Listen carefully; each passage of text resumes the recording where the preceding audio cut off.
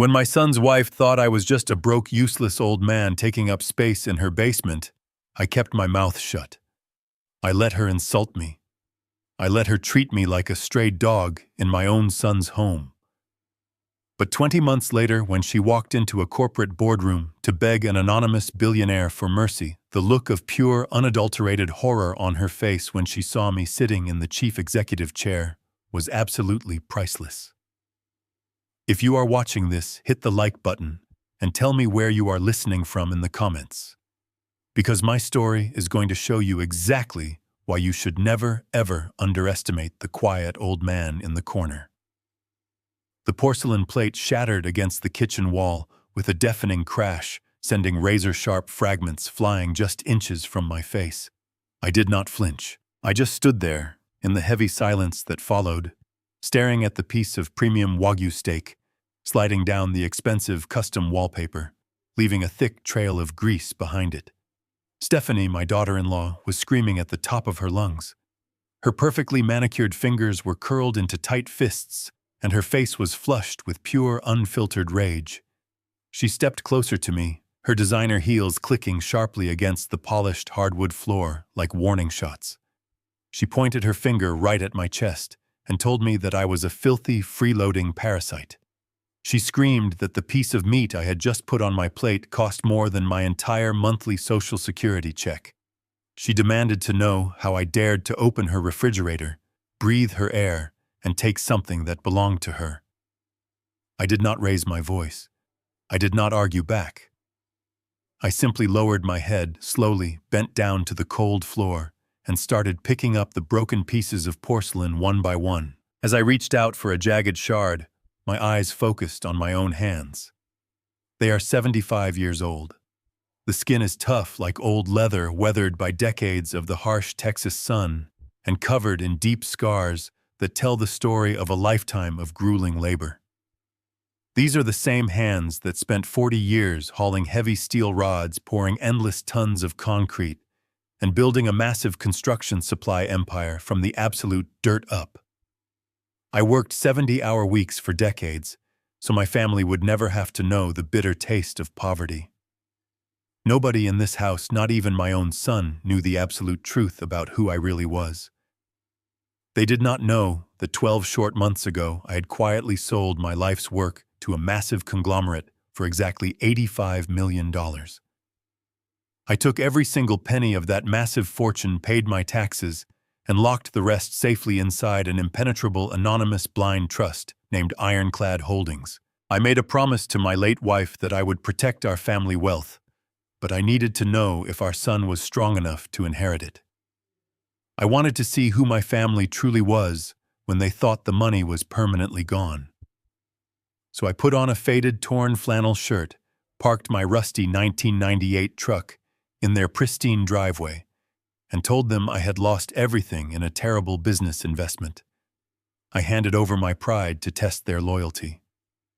To Stephanie, I was nothing more than a pathetic, broken-down old man who had lost his pension and needed a damp concrete basement to sleep in. But the true heartbreak was not the woman screaming at me. I glanced up from the floor, my knees aching slightly from the hardwood. Derek, my own flesh and blood, the boy I had raised with everything I had, was standing right there in the doorway of the kitchen. He saw the plate hit the wall. He heard every toxic word his wife just spit at me. Yet he did not step forward to defend his father. He did not tell his wife to calm down to show some basic human respect to the man who gave him life. He just stood there, shrinking into his expensive cashmere sweater, shifting his weight nervously from foot to foot. He could not even bring himself to look me in the eye. He stared down at his shoes, cleared his throat awkwardly, and mumbled that I should just eat the canned soup down in the basement next time so I would not upset her again. It felt like a rusted blade twisting deep in my ribs. The crushing weight of my son's absolute cowardice was suffocating. I realized right then that the boy I raised was gone, replaced by a weak shadow of a man who was terrified of his own wife. I carefully swept up the remaining mess, tied the white plastic trash bag in a tight knot, and walked out the back door without saying a single word to either of them. The oppressive heat of the Texas afternoon hit me like a physical wall the second I stepped out onto the back patio. I walked down the paved driveway toward the large trash bins resting behind the garage. I lifted the heavy plastic lid and tossed the bag inside. But as I pulled my hand back, a flash of bright color caught my eye. Resting near the top of the bin was a thick stack of freshly shredded mail. One of the torn paper strips had bright, bold red ink printed across it. My instincts, honed by 40 years of surviving the cutthroat business world, immediately flared to life. I reached into the bin and pulled out a handful of the curled paper shreds. I stood there in the sweltering heat, carefully piecing 3 of the strips together in the rough palm of my hand. The words were unmistakable. It was a final foreclosure warning from a major national bank, a warning placed directly on this exact property. My heart went completely cold. The blood pounding in my ears suddenly went quiet. I knew for an absolute fact that Derek had paid this house off completely 5 years ago using a massive check I had given him as a gift. He owned this house free and clear. There was no mortgage. There was no debt. Or at least there should not be. Someone was bleeding my son dry right under his nose. Something very dark and very desperate was happening in this house. My son was being robbed blind, and the quiet, supposedly broke old man living down in the basement was about to wake up and tear their entire world apart to find out exactly who was pulling the strings. I shoved the handful of shredded paper deep into the pocket of my worn jeans and made my palmo back inside, slipping through the kitchen like a ghost. I headed straight for the basement door. The hinges whined softly as I opened it, a sound I had learned to muffle by lifting the handle just right. I walked down the narrow, creaking wooden stairs into the damp, windowless space that had been my entire world for the last 20 months. The air down here always smelled of mildew and old dust. It was a stark, depressing contrast to the bright, sprawling mansion upstairs. When I first moved in, my daughter-in-law had coldly informed me that taking up space in her home was not going to be free. She demanded $500 a month for the privilege of sleeping on a lumpy mattress next to their noisy heating and cooling unit. She knew my only supposed income was a modest Social Security check, yet she took almost half of it every single month without blinking an eye.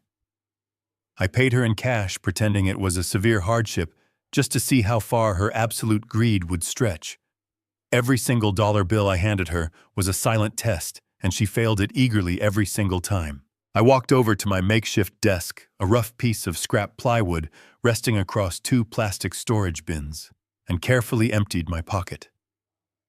I turned on the single bare bulb hanging from the exposed ceiling joists. The harsh yellow light cast long, dancing shadows as I spread the torn strips of thick white paper across the plywood. I grabbed a roll of clear tape from my drawer and began the tedious work of a desperate man. My thick, calloused fingers were not meant for delicate tasks, but patience is a very hard lesson you learn when you spend 4 decades building a massive business from nothing. I matched the jagged edges, aligning the bright red warning letters and the fine black print. The heavy silence of the basement was broken only by the sound of my own slow breathing and the soft crinkle of the plastic tape. Line by line, paragraph by paragraph, the terrifying puzzle finally came together.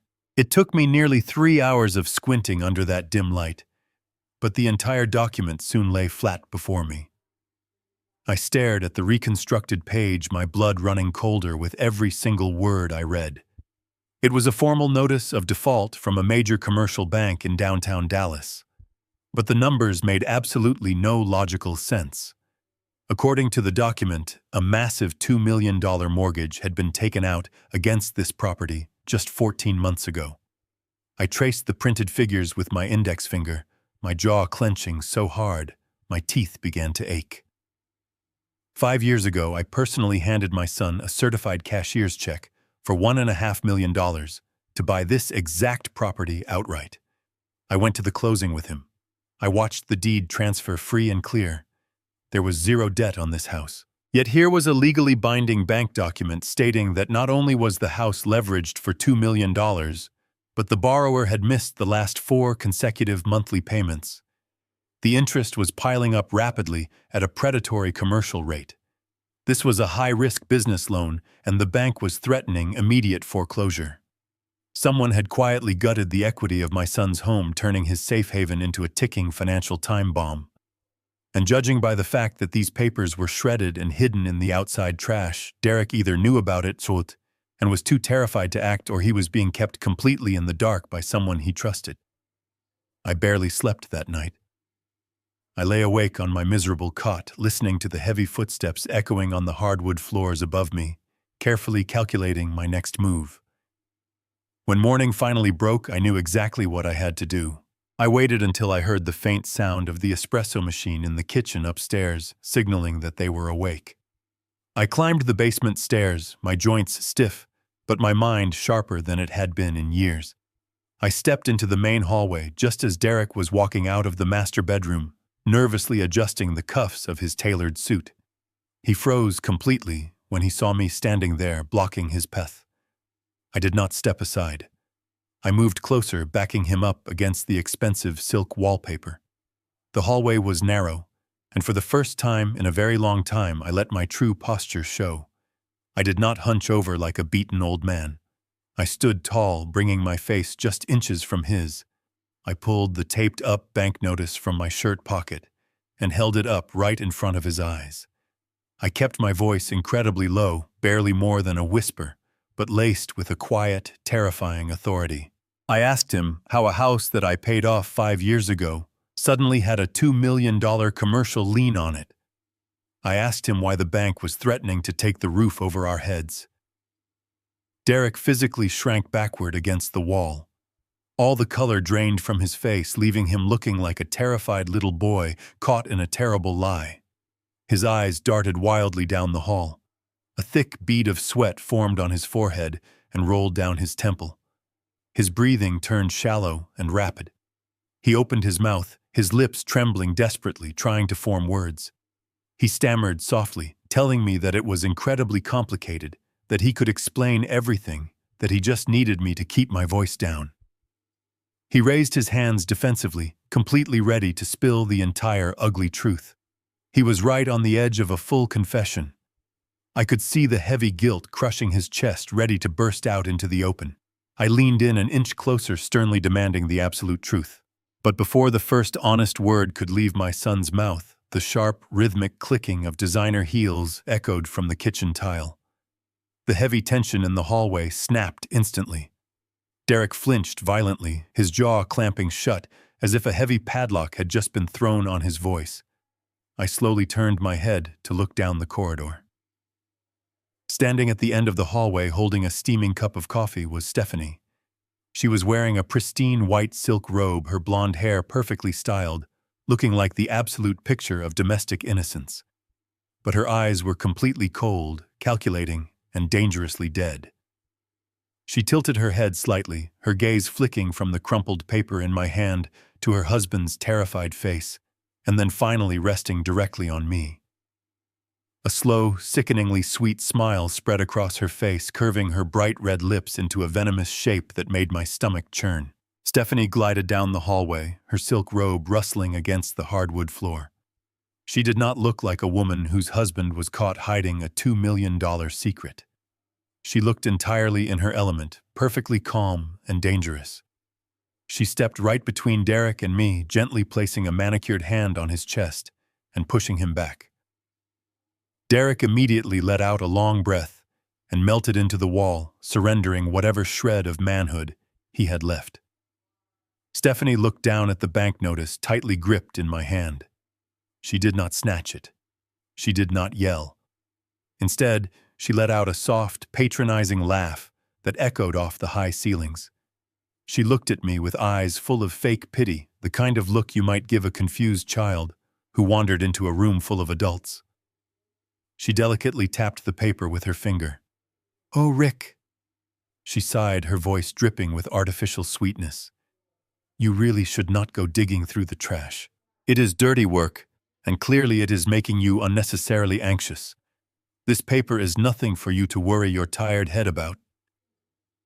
I kept my expression perfectly blank, playing the part of the slow old man she expected me to be. I asked her to explain why a bank was threatening to take the house my son owned. Stephanie took a slow sip of her coffee, savoring the bitter dark roast before looking back at me with condescension. She explained that the notice was just a standard automated letter. She claimed that the $2 million lien was not a desperate debt, but a highly sophisticated financial maneuver. She used the words commercial real estate leverage and strategic liquidity, tossing the corporate buzzwords around as if they were magic spells meant to blind me. My father Victor is mentoring Derek, she explained, her chest puffing out slightly with pride. Victor is a titan in the commercial real estate world. He is showing Derek how the truly wealthy operate. You see, rich people do not let millions of dollars in equity just sit dead in a house. They extract that capital. They leverage it to buy massive commercial properties that generate generational wealth. That money went into a massive development project Victor is spearheading downtown. We are going to triple that investment in less than a year. She took another sip of her coffee, her eyes scanning my faded flannel shirt and scuffed boots with open disgust. She leaned in a little closer, the smell of her expensive perfume clashing with the bitter scent of the espresso. "But I would not expect you to understand any of that, Rick," she said, her voice turning sharp and mocking. "You spent your whole life stacking bricks and hauling dirty steel. You worked until your back broke just to scrape together a modest savings account. That is the old-school blue-collar way. It is sweet, but it is incredibly small-minded. You spent your life pinching pennies. My father is teaching your son how to print millions. Stick to your little Social Security checks and leave the high-level investments to the people who actually know what they are doing." Derek kept his eyes firmly glued to the floor the entire time she spoke. He nodded along weakly, completely submitting to her narrative. To them, I was just a financially illiterate old man who had lost his life savings and did not understand how modern wealth was built. But behind my blank, tired expression, my predator instincts were flaring up like a raging wildfire. I knew Victor Thorne. I knew exactly who he was and how he operated. Victor was not a real estate titan. He was a flashy, incompetent fraud who wore custom suits and drove leased luxury cars to project an image of wealth he did not possess. I had spent 40 years swimming with real sharks in the Texas business world. I knew the difference between a billionaire and a desperate gambler playing with other people's money. If Victor Thorne convinced my son to leverage his home for a commercial project, it meant Victor was broke and using Derek as a personal piggy bank to save himself. But I did not let a single ounce of that realization show on my face. Instead, I let my shoulders slump. I lowered my gaze, acting completely defeated and overwhelmed by her big words and confident posture. I nodded slowly, putting the crumpled paper back into my pocket with trembling hands. I mumbled a weak apology, telling them I was just a worried father who did not understand how the modern world worked anymore. Stephanie smiled. Her grin widened into a triumphant shape. She turned her back on me, dismissing my existence as she linked her arm through Derek's and began to lead him down the hall. Before they could disappear into the kitchen, I called out to her, my voice shaking just enough to sound pathetic. I told her I wanted to make up for causing a scene yesterday. I knew she was hosting a very exclusive wine tasting party for her high society friends that evening. I offered to put on a clean shirt and silently serve the drinks to her guests. I told her it would save her the cost of hiring a professional bartender for the night. Stephanie paused for a moment, looking over her shoulder with a sharp glint in her eyes. The idea of having her disgraced, impoverished father-in-law acting as her personal servant in front of all her wealthy friends was too delicious for her cruel ego to resist. She agreed, telling me to stay in the shadows and keep the glasses full. She thought she was humiliating me, but she had just handed me the absolute perfect disguise to blend seamlessly into the background, fade into the walls, and listen to every single dirty, destructive secret her guests were about to spill. The early evening brought a steady parade of expensive luxury cars. By 8 o'clock, the sprawling living room was packed with men in tailored suits and women draped in silk, filling the space with loud laughter and the clinking of crystal glasses. Stephanie had handed me a cheap white apron, instructing me to keep the wine flowing. I kept my head down, blending perfectly into the background. I carried a heavy silver tray of expensive wine, weaving silently through the crowd of local socialites. Nobody looked me in the eye. To them, I was entirely invisible, just a pair of rough hands serving alcohol. It was sickening to watch these people pretend to be titans of industry. I had spent my life building genuine wealth from sweat and steel.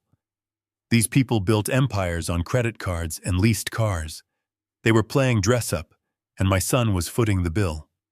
I watched Stephanie parade Derek around.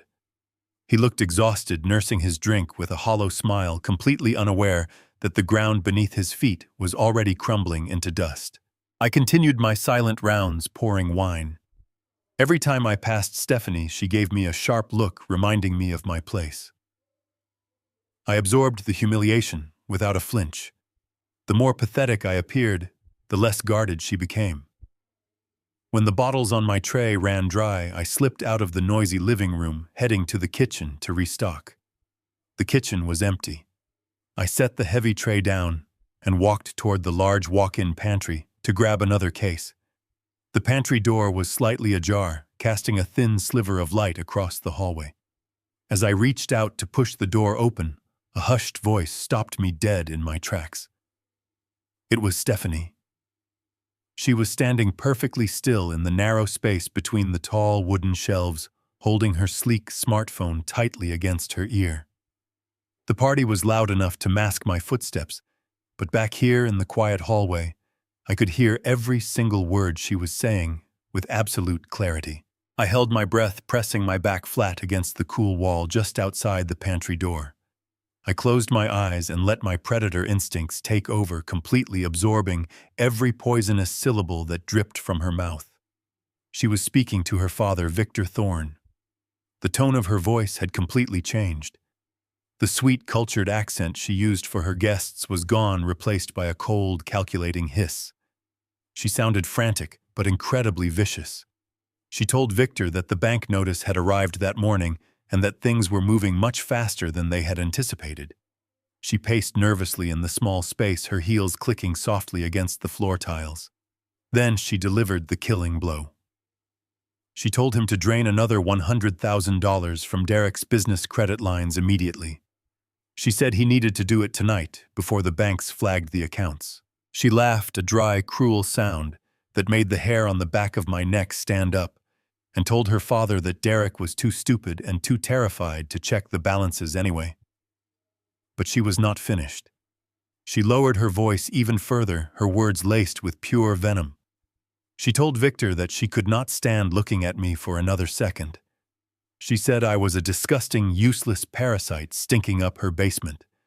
She promised her father that she had already finalized the paperwork. Next week, she was having me forcibly removed from the property and dumped into the state care homeless shelter across town. She said it with the casual indifference of someone talking about taking out the household trash. She and Victor were not just trying to steal my son's money. They were actively dismantling his entire life, preparing to bleed him completely dry and leave him with nothing but crushing debt while discarding his father into a miserable state-run facility. The heavy silence returned as she ended the call. I heard her take a deep, shaky breath, compose herself, and smooth out her expensive dress. I did not wait for her to step out of the pantry. I did not burst through the door and confront her. Yelling and screaming would accomplish absolutely nothing. Men who scream are men who have lost control. I had never been more in control of a situation in my entire life. I turned away from the pantry and walked silently out the back door of the kitchen, stepping into the cool, dark Texas night. The loud music and laughter from the party faded away as I walked down the driveway. I stopped by the trash bins, reached behind my neck, and untied the cheap white apron. I let it fall to the concrete driveway, leaving it right there in the dirt where it belonged. I walked over to my rusty 1998 Ford pickup truck. I opened the heavy metal door, climbed into the worn driver's seat, and gripped the steering wheel. My hands were perfectly steady. There was no sadness left in my chest. There was no grief over the son who had abandoned me. There was only a cold, mechanical focus. I inserted the key into the ignition and turned it. The old engine roared to life with a deep, rumbling growl that shook the entire frame of the truck. I shifted the heavy gear column into drive and pulled out of the immaculate neighborhood, leaving the mansion and the fake billionaires behind me. I rolled down the window, letting the cool night air rush over my face. The time for playing the weak, broken old man was officially over. I had seen the trap. I had heard the plan. Now it was time to show Victor and Stephanie Thorne exactly what happened when you tried to slaughter a wolf while assuming he was just a sheep. It was time to hunt. The drive into downtown Dallas took less than 40 minutes, but with every mile that rolled beneath the tires of my battered 1998 Ford pickup, the tired old man I had been playing vanished. The towering glass and steel skyscrapers of the city, reflected in my cracked windshield, glittering like spears. I navigated the heavy truck through the pristine streets, feeling the familiar rhythm of the corporate battleground rushing back. For 20 months, I had suffocated my instincts. I had bitten my tongue and let weak people walk over me.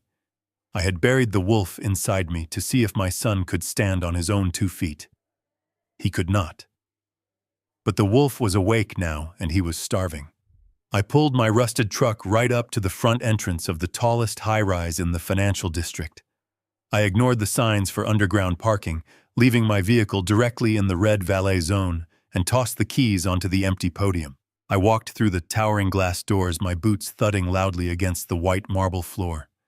I stepped into the private elevator reserved for the top floors and rode it up to the penthouse suite. The steel doors slid open with a soft chime, revealing the reception area of Cole & Associates, the most ruthless law firm in Texas.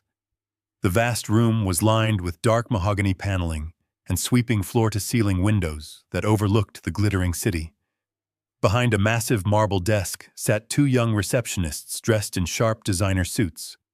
When they looked up and saw me stepping onto their plush carpet, their professional smiles instantly vanished, replaced by looks of absolute horror and disgust.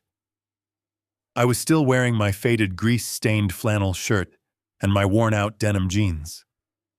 I looked like a homeless vagrant who had somehow slipped past the lobby security guards. One young man stood up, raising his hand in a commanding gesture, and told me condescendingly that I was trespassing on private property. He reached for his phone, threatening to call building security to have me removed if I did not get back in the elevator immediately. I did not stop walking. I did not blink.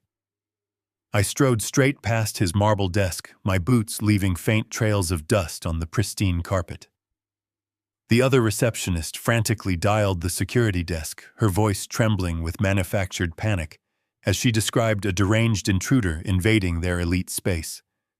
Just as 2 security guards burst through the side doors, rushing toward me with hands on their utility belts, the heavy doors of the executive boardroom violently swung open. Out stepped Harrison Cole, the fiercely intimidating managing partner of the firm, a man whose hourly rate could buy a small sports car. He took one look at the chaotic scene, his eyes darting from the rushing security guards to my calm, weathered face, and the blood completely drained from his cheeks. Harrison shouted a single explosive command that echoed off the mahogany walls, ordering everyone in the room to freeze instantly. The security guards stopped dead in their tracks, looking deeply confused.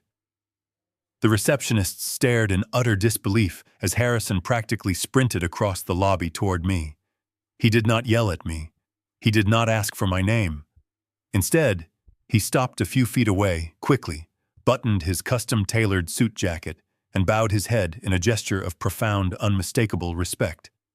He apologized profusely, his voice practically shaking, telling me that his staff had no idea who I was. He aggressively waved the security guards away, ordering the receptionists to hold all his calls for the rest of the night. The 2 young receptionists stared at me with wide, terrified eyes, suddenly realizing they had just threatened to throw out the most important man to ever walk through their doors. Harrison extended his arm respectfully, guiding me away from the bewildered staff and into the soundproof executive boardroom, locking the heavy doors behind us. The moment we were alone, the tension in his shoulders dropped, and he let out a long breath. He walked over to the private bar, poured a glass of expensive bourbon, and handed it to me with a knowing smile. He remarked that it had been 20 months since we finalized the paperwork, and he had been wondering when I would come out of hiding. I took the glass, feeling the comforting burn of the dark liquor, and looked out at the city lights. 12 months prior, Harrison was the architect who had quietly orchestrated the sale of my massive construction supply empire for exactly $85 million in pure cash. He was the only person who knew I had taken that fortune and buried it inside an anonymous blind trust known as Ironclad Holdings. To the world, Ironclad was a faceless corporate entity with bottomless pockets. Only Harrison knew the invisible titan pulling the strings was the tired old man in the flannel shirt standing in front of him. I set the crystal glass down on the massive conference table and looked Harrison dead in the eye. I told him that my son's father-in-law, Victor Thorne, was trying to bankrupt my family and throw me into a state-run shelter. Harrison's face turned completely cold, his lawyer instincts snapping to attention as he pulled out a legal pad and an expensive pen. I leaned over the table, my voice dropping to a dangerous, gravelly whisper. I ordered him to launch a completely ruthless, full-scale forensic financial audit on Victor Thorne and every single company tied to his name. I did not care if he had to bend the law to get it done. I told Harrison that I wanted every bank statement, every hidden credit line, and every dirty secret dragged into the light by tomorrow morning. I want to know what he had for breakfast and who he owes for it. 48 hours later, I was sitting in the dim, quiet light of a luxury penthouse suite that Ironclad Holdings maintained for its invisible chief executive. I had not slept a single wink. I had spent the last 2 days staring out at the sprawling Dallas skyline, watching the heavy storm clouds roll over the city, waiting for the executioner's axe to be properly sharpened. Right on schedule, the heavy oak door of the suite swung open, and Harrison Cole walked in. He looked physically exhausted, his expensive silk tie loosened and dark circles forming under his sharp eyes. He was carrying a massive black leather briefcase that looked like it weighed 50 pounds. He set it down on the glass coffee table. With a heavy thud, popped the polished brass latches and pulled out a thick, imposing stack of manila folders. He did not offer a polite evening greeting. He just looked at me with a grim, tight expression, shook his head slowly, and handed me the very top folder. He told me that Victor Thorne was not a corporate shark. He was a bleeding, rotting carcass thrashing blindly in the water, dragging every single person around him down into the absolute dark. I opened the folder, and the sheer magnitude of Victor's financial rot immediately spilled out onto the crisp white pages.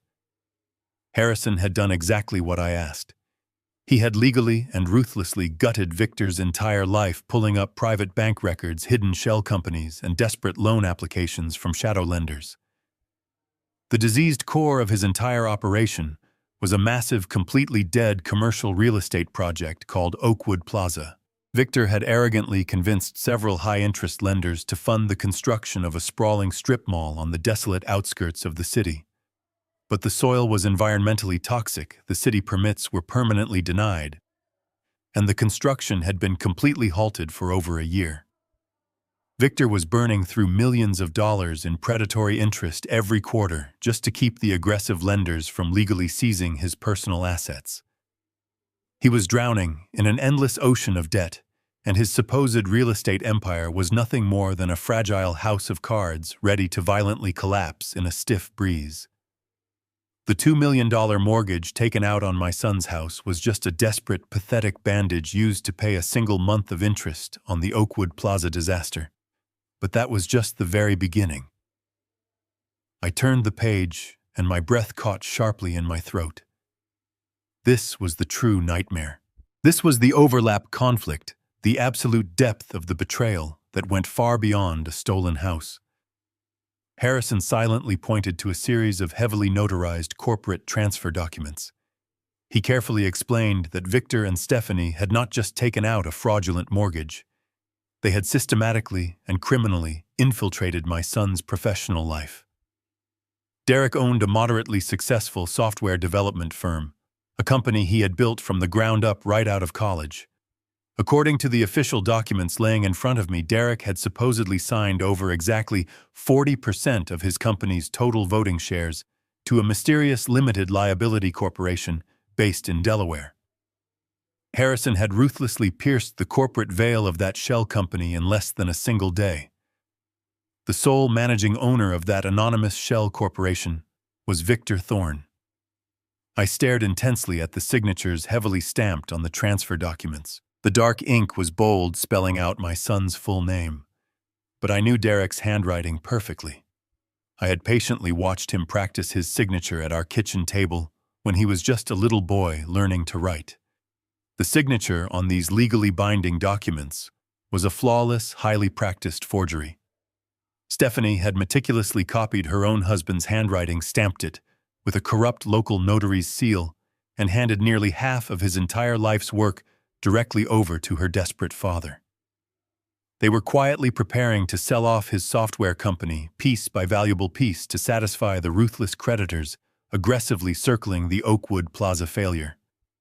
They were using my only child as a disposable human shield. The harsh reality of the situation crashed over me like a freezing, suffocating wave. Derek was not just a naive, pathetic victim who had accidentally married the wrong woman. He was legally and permanently shackled to a rapidly sinking ship. If Victor went down, the massive creditors would immediately come after the Delaware shell company. They would rightfully seize the 40% of Derek's software firm. They would liquidate his corporate assets officially, foreclose on his beautiful home, and leave him with absolute crushing ruin. Stephanie would undoubtedly file for a rapid, brutal divorce the very moment the bank accounts dried up, leaving Derek to face the catastrophic legal fallout completely alone. I slowly closed the thick folder and rested my heavy, scarred hands on the smooth leather cover. The massive room was perfectly silent, save for the faint, distant hum of the busy city traffic moving far below the penthouse windows. Harrison stood quietly by the massive window, pouring himself a strong glass of bourbon, giving me the respectful space to process the total devastation. I had a brutal, heart-wrenching choice to make. The loving father inside me wanted to burst into that house, tear the forged documents to pieces, hire a team of vicious corporate lawyers, and shield my son from the coming storm. I wanted to protect my bloodline, to wrap Derek in the impenetrable safety of the $85 million I had locked away in ironclad holdings. But the ruthless wolf inside me, the hardened man who had survived 4 decades of brutal corporate warfare, knew that saving him would destroy him forever. I took a very deep breath, looking up at Harrison, with eyes entirely devoid of any warmth or mercy, and made the final devastating choice to burn it all straight down. I did not reach for my phone to call the authorities. I did not instruct Harrison to compile a neat little package of evidence and hand it over to the Dallas Police Department or the Federal Bureau of Investigation. Involving the law would mean endless investigations, bureaucratic red tape, and years of dragging my son through the agonizingly slow public court system. It would give a slippery, desperate rat like Victor Thorne the chance to hire cheap defense attorneys, file for strategic bankruptcy, and somehow wriggle his way out of the complete devastation he so richly deserved. I did not want Victor to go to a comfortable white-collar prison facility where he could play tennis and read books. I wanted him to feel the exact same crushing, suffocating terror he was currently inflicting on my oblivious son. I wanted complete, absolute control over his miserable destiny. I looked across the heavy glass table at Harrison, my voice steady and cold as a winter morning in the Texas Panhandle. I told him to mobilize the entire financial weight of Ironclad Holdings immediately. I instructed him to quietly reach out to every single predatory lender, every commercial bank, and every shadow creditor currently holding paper on Victor Thorne and his failing Oakwood Plaza project. Harrison's eyes widened slightly as he realized exactly what I was proposing. I was not going to fight Victor in a courtroom. I was going to buy his entire miserable existence. I authorized Harrison to use whatever exorbitant amount of cash was necessary to instantly purchase every single loan mortgage and debt obligation tied to Victor's name. I wanted Ironclad Holdings to silently absorb the massive $2 million lien on Derek's house. I wanted to buy the toxic debt crushing the strip mall development. I wanted to completely own the high-limit credit lines Stephanie was currently draining to fund her lavish, pathetic lifestyle. The banks and private lenders would be absolutely thrilled to offload their highly toxic, non-performing loans for cold, hard cash. They would eagerly sign the transfer papers without asking a single question about the anonymous buyer taking the massive risk. I told Harrison to work through the night, using as many dummy corporations and legal shields as needed to keep my name entirely out of it. By the time the sun came up over the city, I wanted Ironclad Holdings to be the sole absolute owner of every single dollar Victor Thorne owed to the world. I wanted to be the invisible hand firmly wrapped around his throat, ready to squeeze the life out of his fake empire. Harrison did not hesitate for a single second. He nodded sharply, pulling out his heavily encrypted laptop and immediately going to work right there at the conference table. For the next 12 hours, I sat in the quiet penthouse suite, watching the sprawling city below me wake up, while millions of dollars in untraceable cash moved silently through the digital ether. It was a brilliant, flawless masterpiece of pure corporate aggression. Harrison made dozens of quiet phone calls to bank executives, offering them instant liquidity to erase Victor's toxic files from their ledgers. By noon the following day, Harrison finally closed his laptop and looked up at me, rubbing his tired eyes with a deep sigh of relief. The massive, incredibly complex web of financial transactions was completely finished. Ironclad Holdings had successfully purchased over $15 million of Victor's bad debt. I was now his sole creditor. I owned the powerful banks that essentially owned his life. If I demanded immediate payment, Victor would be instantly annihilated. With a grim, dark sense of profound satisfaction, I thanked Harrison for his incredible work. I put my worn flannel shirt back on, adjusting the frayed collar, and took the private elevator down to the grand lobby. It was finally time to return to my miserable little basement to play the pathetic role of the broken old man one last time. I needed to look my foolish son and his vicious wife directly in the eye, knowing perfectly well that I secretly held the ultimate power to destroy their entire universe with a single simple phone call. I drove my rusty pickup truck back to the quiet, highly upscale suburban neighborhood. The bright afternoon sun was beating down harshly on the perfectly manicured lawns and the towering oak trees lining the wealthy streets. As I slowly turned the corner and approached my son's house, a deep, unsettling feeling suddenly washed over my entire body. Something was terribly, undeniably wrong. I hit the brakes hard, bringing the heavy truck to a sudden jarring halt right by the concrete curb. Scattered recklessly across the pristine green grass of the front yard were all of my meager personal belongings. My cheap canvas duffel bag was completely unzipped, its contents carelessly thrown across the lawn like worthless garbage. My faded work shirts, my old comfortable boots, and my few remaining pairs of worn denim jeans were baking in the hot dirt. My thin basement blanket was hanging pitifully from the branches of a decorative hedge. But what made my blood freeze completely in my veins was the devastating sight of a small, shattered wooden frame resting carelessly in the dirty street gutter. It was the absolute only item of true emotional value I had brought into that massive house. It was the beautiful photograph of my late wife, the kind woman who had loved Derek more than life itself. The protective glass was violently smashed to jagged pieces. Her beautiful smiling face was brutally crumpled, torn at the edges, and heavily stained with muddy driveway water. They had not just decided to quietly kick me out of the house. They had deliberately chosen to humiliate me, throwing my entire existence away like rotten garbage for all the wealthy neighbors to see. My last shred of human mercy died right there on the cold pavement. Let the final ruthless hunt begin. I stepped out of the heavy truck, leaving the driver's side door wide open. The soles of my boots crunched against the concrete as I walked slowly toward the scattered remains of my life. I did not bend down to pick up the shattered pieces of the wooden frame. I just stared at my wife's beautiful, ruined face for a long moment, etching the absolute cruelty of this act deep into my memory. When I finally lifted my gaze from the wet pavement, I saw them. Victor and Stephanie were standing shoulder to shoulder on the wide front porch of the massive brick house. Victor was leaning heavily against one of the white wooden pillars, a thick, expensive cigar clamped firmly between his teeth. Plumes of gray smoke drifted lazily into the warm afternoon air. He wore a perfectly tailored navy suit, looking every bit the triumphant corporate conqueror he desperately pretended to be.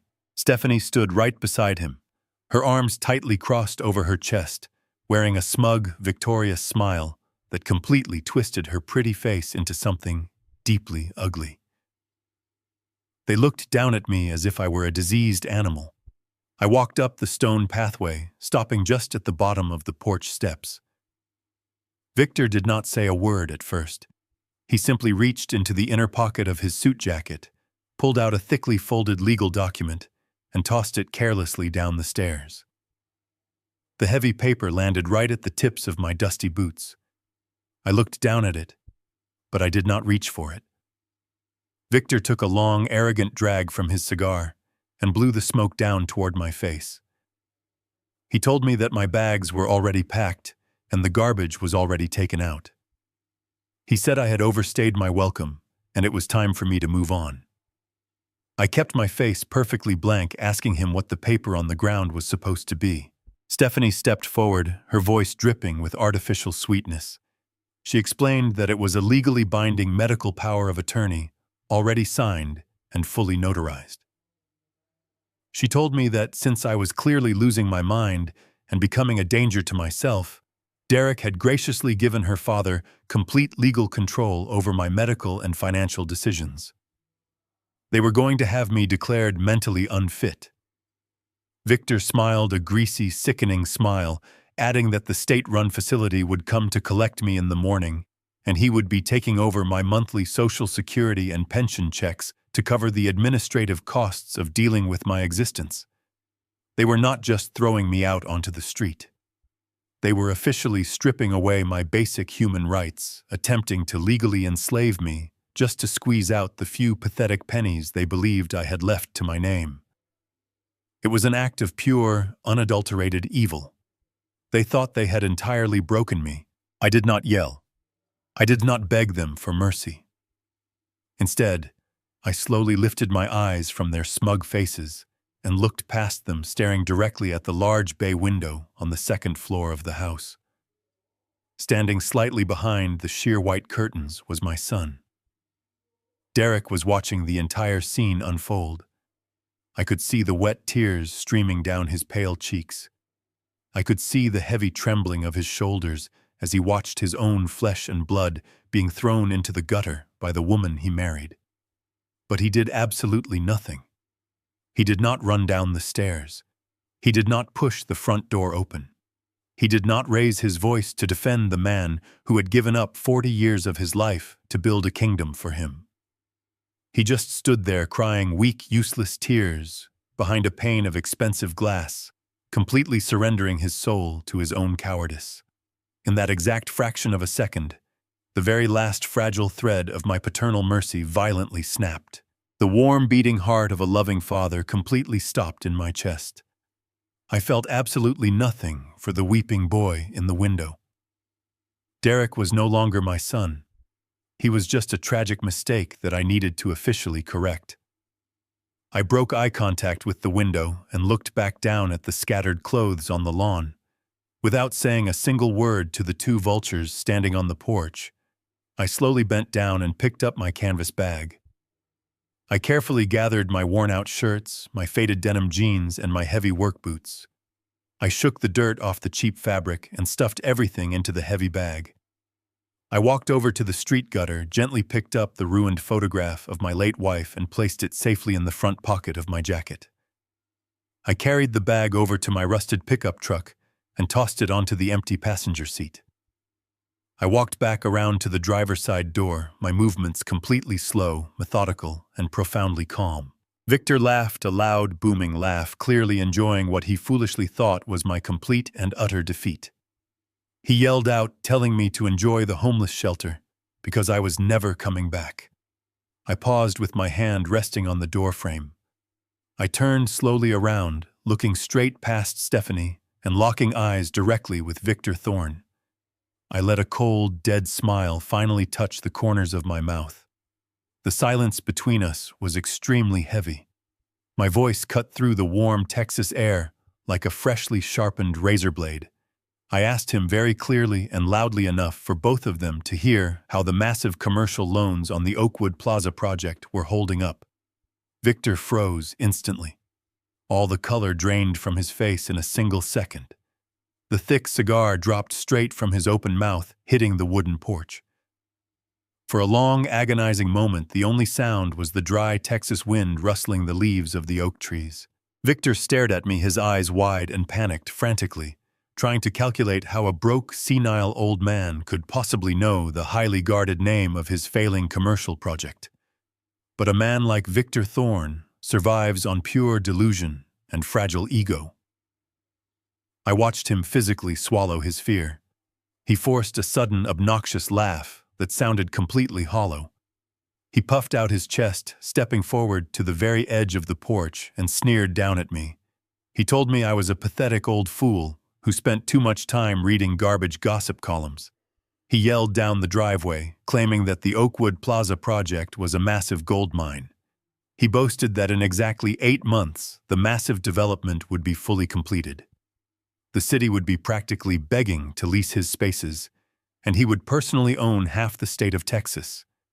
He told me to keep walking, because his empire was entirely untouchable. Stephanie stood beside him. Her brow furrowed in deep confusion, not understanding the heavy weight of the name I had just dropped. She glared at me, annoyed by the delay, and told me to just get in my rusted truck and disappear. I did not give them the satisfaction of another single word. I simply held Victor's terrified, lying gaze for one final second, letting him see the absolute certainty of his destruction reflecting in my eyes. Then I pulled the heavy metal door of my truck shut. I shifted the gears, pressed my foot firmly on the gas pedal, and drove away from the pristine, manicured lawn. I glanced in the rearview mirror just once. I saw the massive brick house getting smaller and smaller until my weak son and his vicious wife were nothing but distant, insignificant specks. I turned the corner permanently, severing the very last emotional tie I had to that entire existence. The drive back into the heart of downtown Dallas felt like waking up from a long, suffocating nightmare. With every mile that passed, the heavy, oppressive weight of the damp basement lifted from my shoulders. For 20 months, I had played the role of a powerless victim, eating their scraps, enduring their insults, and watching my own flesh and blood cower in the shadows. But as the towering glass skyscrapers rose up on the horizon, catching the golden light of the setting sun, I felt the familiar absolute power of my true life rushing back into my veins. I did not drive to a state-run homeless shelter. I bypassed the crumbling edges of the city entirely and navigated my battered truck into the private, heavily secured underground parking garage of the most exclusive luxury hotel in Dallas. The valet attendants, usually quick to judge, had been strictly briefed by Ironclad Holdings. They immediately rushed forward, respectfully opening my door and taking the keys without a single glance at my faded clothes. I bypassed the crowded main lobby, completely stepping into the private velvet-lined elevator reserved strictly for the VIP residents. The elevator shot silently upward, carrying me away from the dirt and the noise of the streets below. The doors opened directly into the sprawling 2-story penthouse suite that my trust maintained for absolute privacy. The sheer opulence of the space was staggering. Floor-to-ceiling windows offered a breathtaking panoramic view of the entire city. The floors were polished marble, and the air smelled of expensive cedar and fresh linens.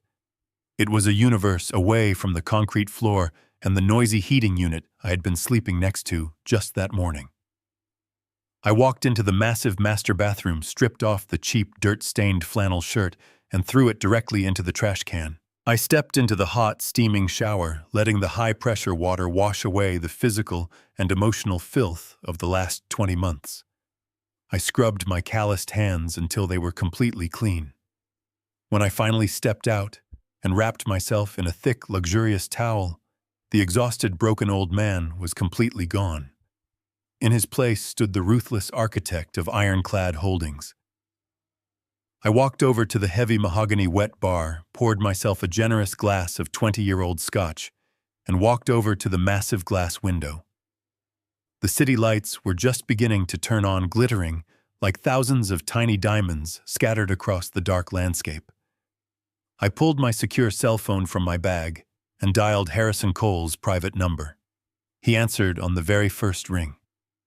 His voice was sharp, professional, and entirely ready for my command.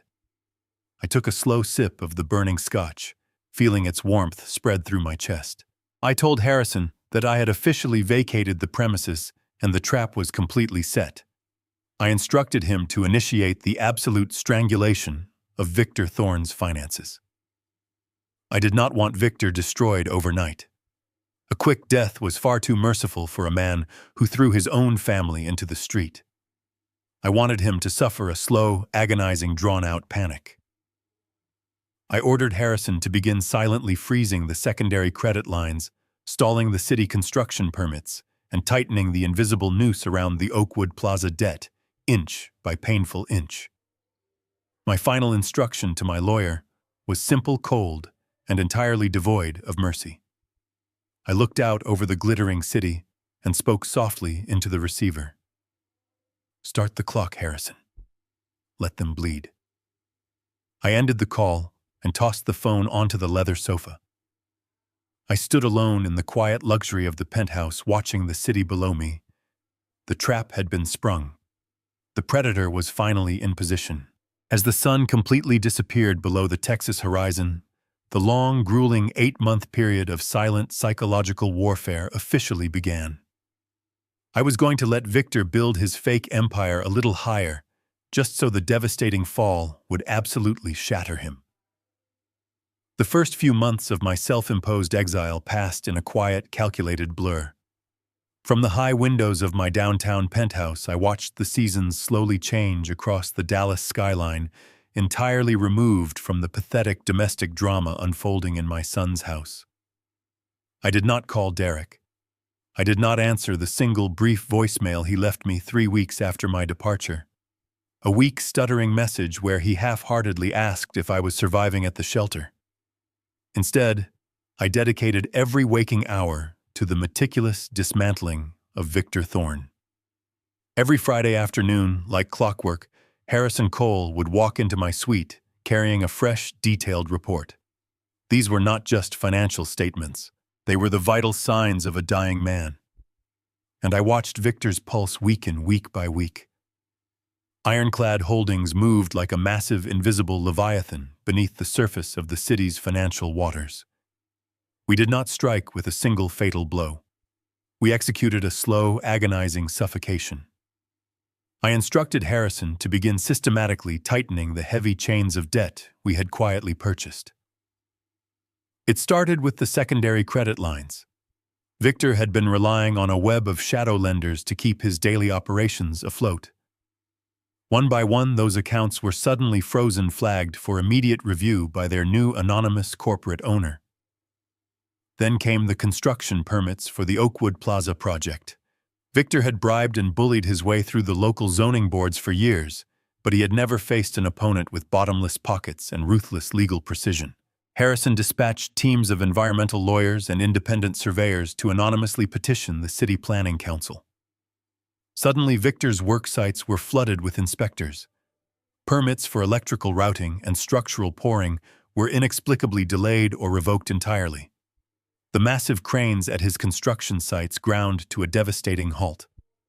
The skeletal frame of his precious strip mall sat rusting in the heavy Texas rain, bleeding hundreds of thousands of dollars in idle labor and equipment rental costs every single week.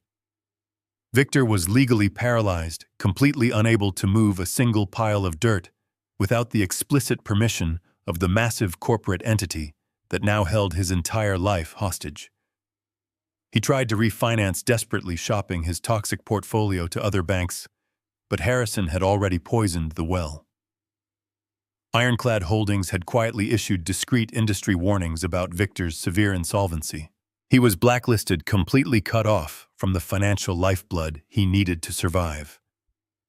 Through the informants Harrison had carefully planted inside Victor's crumbling office, I received daily updates on his rapid psychological decline. The arrogant, cigar-smoking titan who had stood on that front porch and laughed at me was completely gone. In his place was a frantic, paranoid shell of a man. Victor was reportedly tearing his hair out, sweating profusely through his expensive custom suits, screaming at his terrified administrative staff, and violently throwing office furniture against the walls. He was dangerously obsessed with uncovering the true identity of Ironclad Holdings. He liquidated what little personal cash he had left to hire sleazy private investigators and desperately attempted to bribe low-level bank executives, begging them to find a single name or a single face attached to the massive corporation that was methodically destroying his life. But Harrison's legal walls were absolutely impenetrable. Every frantic inquiry Victor made hit a solid brick wall of Delaware shell companies offshore, holding trusts and incredibly strict non-disclosure agreements. He was swinging wildly in the dark, at a ghost completely unaware that the ruthless billionaire orchestrating his absolute ruin was the exact same broken old man he had carelessly thrown into the street. The sheer poetic justice of his daily suffering brought a cold, hard, and undeniable satisfaction to my chest. I poured myself a glass of scotch every time Harrison described Victor's latest humiliating breakdown in the boardroom. As the agonizing months dragged on, the intense pressure cooker finally reached its absolute breaking point. It was a late Tuesday evening in the 7th month of the siege when Harrison arrived at my penthouse completely unannounced. He did not carry his usual stack of organized folders. He simply walked into the living room, his face grim and deeply serious, holding a single sheet of paper. He poured himself a quick drink from the bar, sighed heavily, and walked over to where I was sitting by the large window. He looked me straight in the eye and delivered the exact news I had been anticipating since the very beginning of this ruthless campaign. Victor Thorne was officially out of options, out of time, and completely out of hidden assets. The massive balloon payments on the Oakwood Plaza loans were due in exactly 30 days, and Victor did not have a single penny left to his name to cover the crushing interest. So like a desperate, starving animal trapped in a corner, Victor had turned his predatory focus entirely back onto his own family. Harrison handed me the single sheet of paper. It was a frantic, illegally intercepted email exchange between Victor and his daughter. Stephanie was aggressively demanding that Derek immediately liquidate the remaining operational capital of his software company to bail her father out of his catastrophic financial mess. They were plotting to strip the final layers of flesh from my son's bones. But there was a massive, fatal flaw in their cruel strategy. Harrison tapped the bottom of the page with his finger, a dark, humorless smile touching his lips.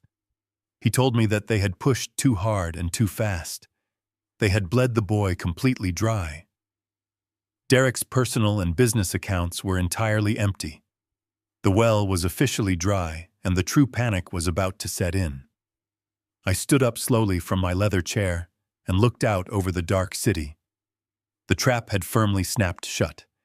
There was no escape left for them.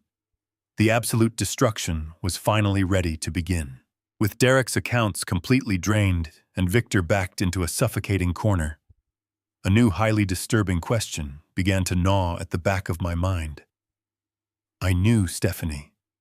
I knew her shallow, materialistic soul better than she knew it herself. A woman like her did not stick around when the money dried up. She was a parasite, and parasites always abandon a dying host. If my son was completely broke, what was her exit strategy? She would never willingly go down with the sinking ship. She would have a lifeboat prepared, and I needed to know exactly what it looked like before she had the chance to deploy it. I called Harrison the next morning and instructed him to hire the most ruthless, discreet private investigator money could buy. I did not want a cheap local detective who took grainy photos from a parked sedan. I wanted a ghost. Harrison procured the services of a former federal intelligence operative who specialized in high-level corporate espionage and matrimonial tracking. His fee was astronomical, but I authorized unlimited funds. I gave the investigator a single crystal-clear directive. I wanted to know where Stephanie was going, who she was talking to, and exactly how she was spending her days while her husband's life collapsed around him. For the next 3 weeks, I waited patiently. The investigator was completely invisible, feeding encrypted updates to Harrison. Then, on a rainy Thursday afternoon, the investigator finally requested an in-person meeting at my penthouse. He was a quiet, unassuming man in a gray suit who moved without making a single sound. He walked into my spacious living room, refused the polite offer of a drink, and placed a thick black leather portfolio directly onto the glass coffee table.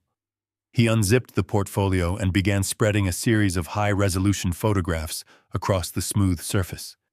The first set of images completely broke whatever tiny, lingering fraction of a father's heart I had left. They were candid shots of my son Derek. He looked absolutely atrocious. He was captured walking out of his software company late at night, his shoulders slumped, his clothes hanging loosely off his frame. He had lost at least 20 pounds.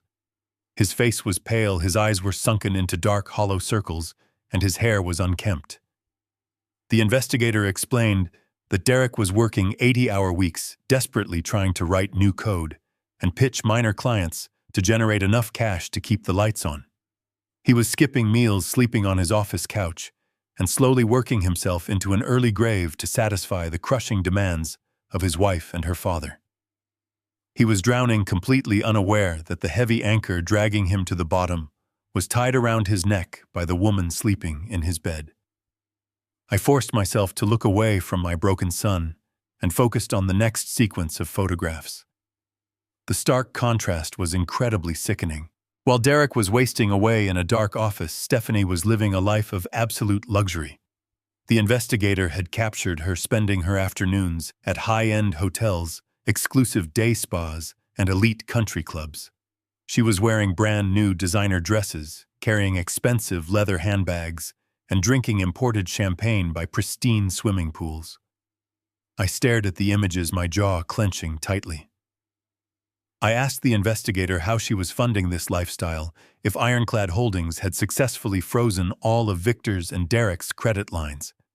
Where was the money coming from? The investigator remained perfectly calm.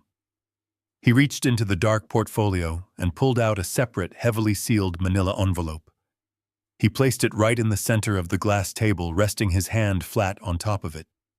He looked me in the eye and said that Stephanie was not using her own money. She was not liquidating hidden assets, and she was not borrowing from her wealthy friends. He explained that a woman like Stephanie did not need a credit card when she had found a completely different kind of resource to exploit. The investigator slowly slid his hand away from the envelope. He told me that the situation was far more complicated and deeply treacherous than a simple financial exit strategy. I reached out and opened the thick envelope.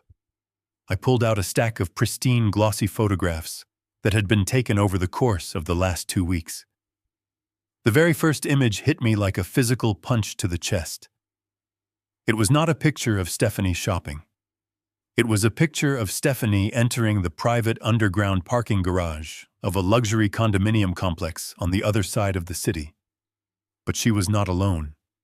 She was walking arm in arm with a tall, heavily muscled young man who looked to be no older than 25. He was wearing expensive athletic clothes and a gold watch that caught the sunlight. His hand was resting intimately on the lower curve of her back, and she was looking up at him with a wide, genuine smile that I had never once seen her give to my son. I flipped through the rest of the photographs, my blood turning to absolute ice. They were sitting close together at a dimly lit corner table of a 5-star restaurant. They were kissing in the passenger seat of a sleek sports car.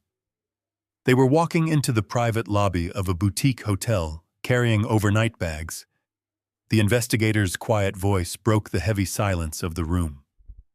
He informed me that the young man was a high-end personal trainer who catered to wealthy housewives. But he was not just a casual distraction. The investigator had tapped into their private communications. Stephanie was not just cheating on my son. She was meticulously planning a completely new life. The file sitting on my desk contained the absolute undeniable proof of the final devastating betrayal. It was not just a man. It was a highly calculated escape plan designed to leave my son with absolutely nothing but total ruin. I stared at the glossy photograph of my daughter-in-law wrapped in the arms of a man 10 years younger than her husband. The sheer audacity of her betrayal was sickening. She was not just seeking affection, because her marriage was crumbling under the immense financial pressure she and her father had actively created. This was a deliberate, calculated humiliation. I studied the young man's face. He had the arrogant, careless smile of someone who was thoroughly enjoying the spoils of another man's hard labor. The private investigator's detailed notes revealed that his name was Julian, a high-priced personal trainer who charged exorbitant hourly rates to wealthy housewives. But Stephanie was not paying him with her own money.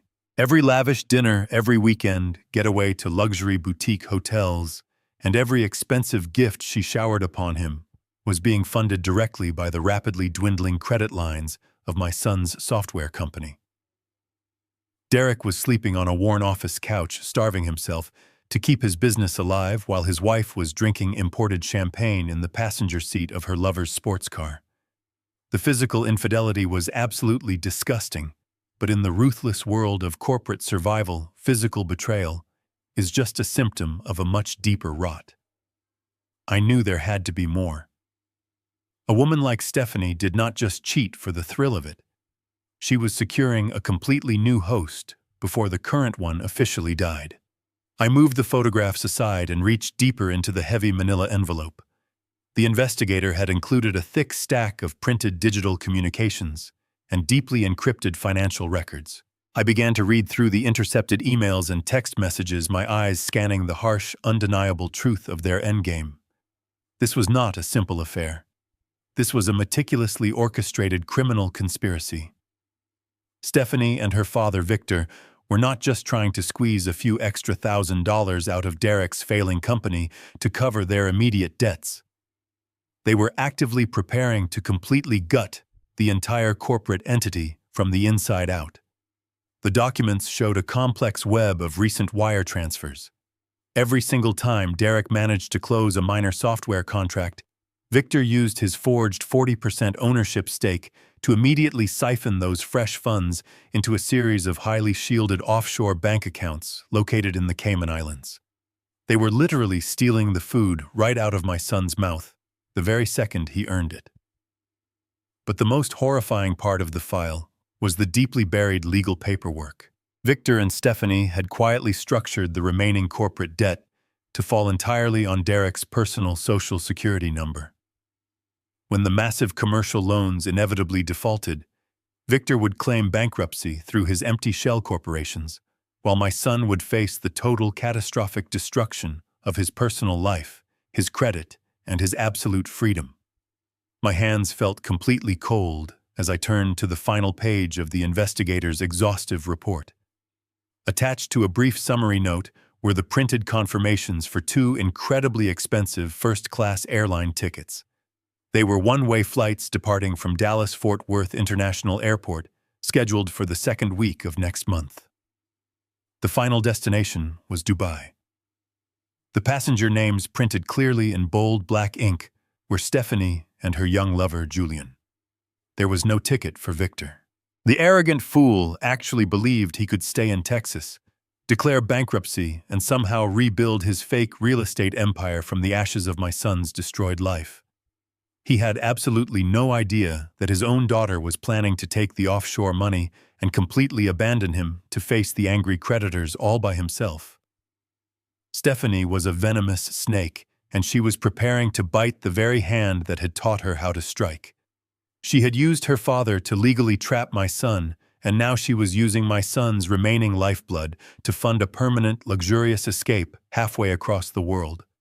They were going to leave Derek completely alone in an empty, foreclosed house, drowning in tens of millions of dollars of fraudulent corporate debt, facing severe federal investigations, while she started a wealthy new life on a pristine beach. The investigator remained perfectly silent, watching my face carefully as I slowly closed the heavy leather portfolio. He did not need to say a single word to me because the dark evidence clearly spoke for itself in the most painful way possible. The reality of the situation was absolute. I absolutely could not afford to wait for another single month to pass. I could not let the slow, suffocating pressure of the last 8 months continue. The timeline had violently accelerated, and if I did not strike immediately, the parasite would successfully detach and flee. I stood up from the glass table, walked over to the floor-to-ceiling window, and looked out at the sprawling city. The storm clouds were gathering over the skyline, casting dark, heavy shadows across the financial district. I picked up my secure phone and dialed Harrison Cole. He answered immediately, sensing the undeniable shift in my demeanor. I did not waste time with pleasantries. I told him that the long, silent siege was officially over. I instructed him to completely abandon the slow strangulation strategy. It was time to drop the absolute hammer. I ordered Harrison to execute the final blow immediately. I told him to draft the formal, legally binding notice of default on Victor Thorne's entire $15 million loan portfolio. I wanted the heavy legal documents filed with the city courts by dawn. I wanted the immediate seizure of all their remaining domestic assets. I wanted the doors of the Oakwood Plaza completely chained, and I wanted the formal foreclosure notices nailed directly to the front door of Victor's corporate office before he even had his morning coffee. The long hunt was officially over right now. It was finally time for the true, brutal slaughter. The sun had barely begun to crest over the Dallas skyline when the heavy machinery of Ironclad Holdings finally slammed into the fragile world of Victor Thorne. I stood by the expansive glass window of my penthouse, holding a warm cup of dark coffee, watching the city awaken. Down below, operating with absolute military precision, the teams of process servers and corporate attorneys belonging to Harrison Cole were already moving into position. At exactly 7 in the morning, a thick stack of formal foreclosure notices and immediate asset seizure warrants were aggressively nailed to the heavy glass doors of the corporate headquarters belonging to Victor. At that exact same moment, across the city in the quiet suburban neighborhood I used to call my prison, 2 uniformed sheriff deputies walked up the manicured driveway of the house belonging to my son. They bypassed the scattered remnants of my old life and taped a bright red notice of default directly to the front door. The massive $2 million commercial lien had officially been called in. There was no grace period provided. There were no extensions granted. The legal documents demanded the immediate repayment of $15 million in accumulated corporate debt by the end of the business day. If the demands were not met, every single property, bank account, and corporate asset tied to the Thorne family name would be permanently seized and ruthlessly liquidated. The invisible web I had spent 8 long months weaving was finally pulled completely taut. I did not have to wonder how Victor received the catastrophic news. I had the profound pleasure of experiencing his absolute destruction in real time. Weeks ago, Harrison had quietly secured the loyalty of the senior executive assistant working for Victor through a highly lucrative and strictly confidential employment contract with Ironclad Holdings.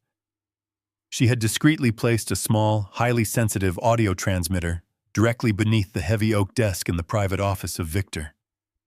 I walked over to my leather sofa, picked up my secure tablet, and activated the live encrypted audio feed.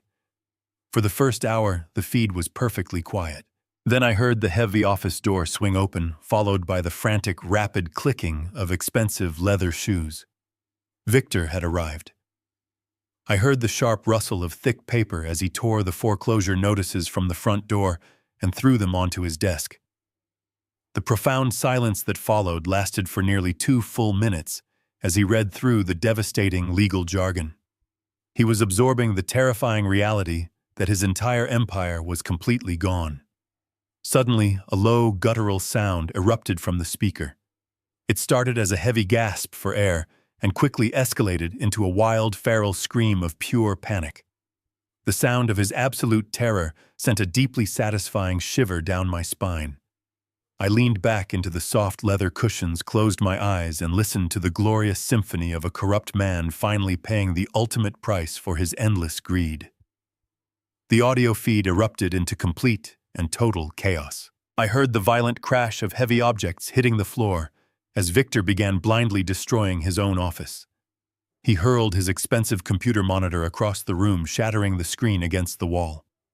He violently flipped his massive oak desk, sending files, crystal glasses, and desk lamps crashing to the ground. He was screaming at the top of his lungs, cursing the banks, cursing his creditors, and desperately screaming the name of Ironclad Holdings into the empty room. Amidst the deafening sound of breaking wood and shattering glass, the office door violently burst open again. It was Stephanie. Her voice pierced through the chaos, high-pitched and absolutely hysterical.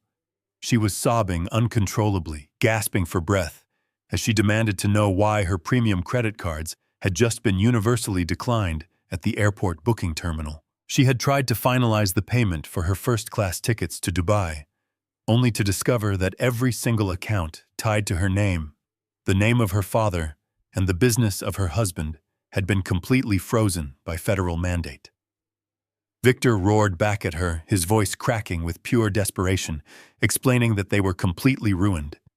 He told her that Ironclad Holdings had bought every single ounce of their debt and called it all in at once. Stephanie shrieked a sound of profound, agonizing despair. She screamed at her father, blaming him for the entire catastrophic failure. She sobbed that her life was over, that she was going to be left with absolutely nothing, and that Julian would inevitably leave her if she could not provide the lavish lifestyle she had promised him.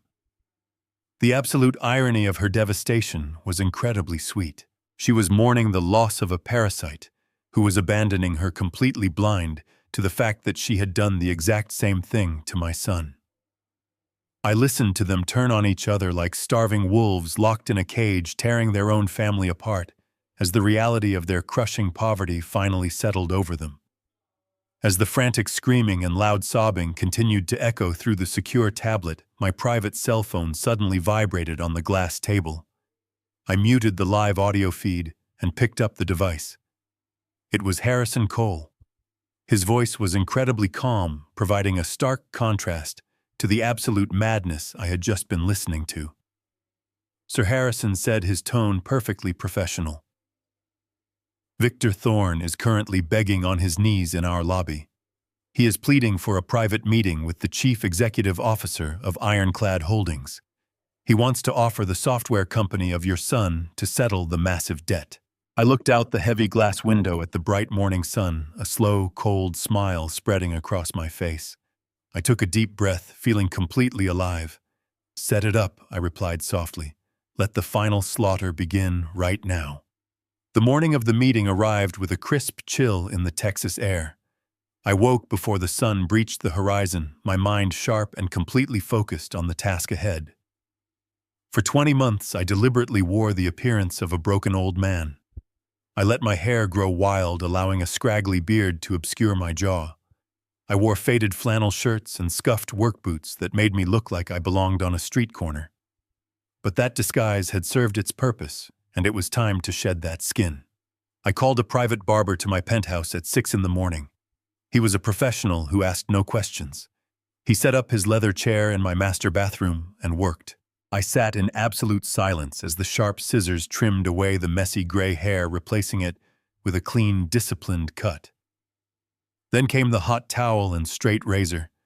As the blade scraped against my cheek, wiping away the thick beard, I watched my true face emerge in the mirror. The helpless old man vanished down the drain. What remained was the calculating face of a corporate titan who survived 40 years of brutal industry warfare. I tipped the barber generously and walked into my expansive closet to prepare the final touches of my physical resurrection. Waiting for me on a wooden valet stand was a flawless custom suit designed by Tom Ford. It was a masterpiece that cost over $10,000 to create, woven from the finest, dark charcoal wool and silk blend. I put on the crisp white dress shirt, feeling the soft fabric against my skin, a stark contrast to the cheap flannel I had endured for 2 years. I fastened the platinum cufflinks, buttoned the tailored vest, and slipped on the heavy suit jacket.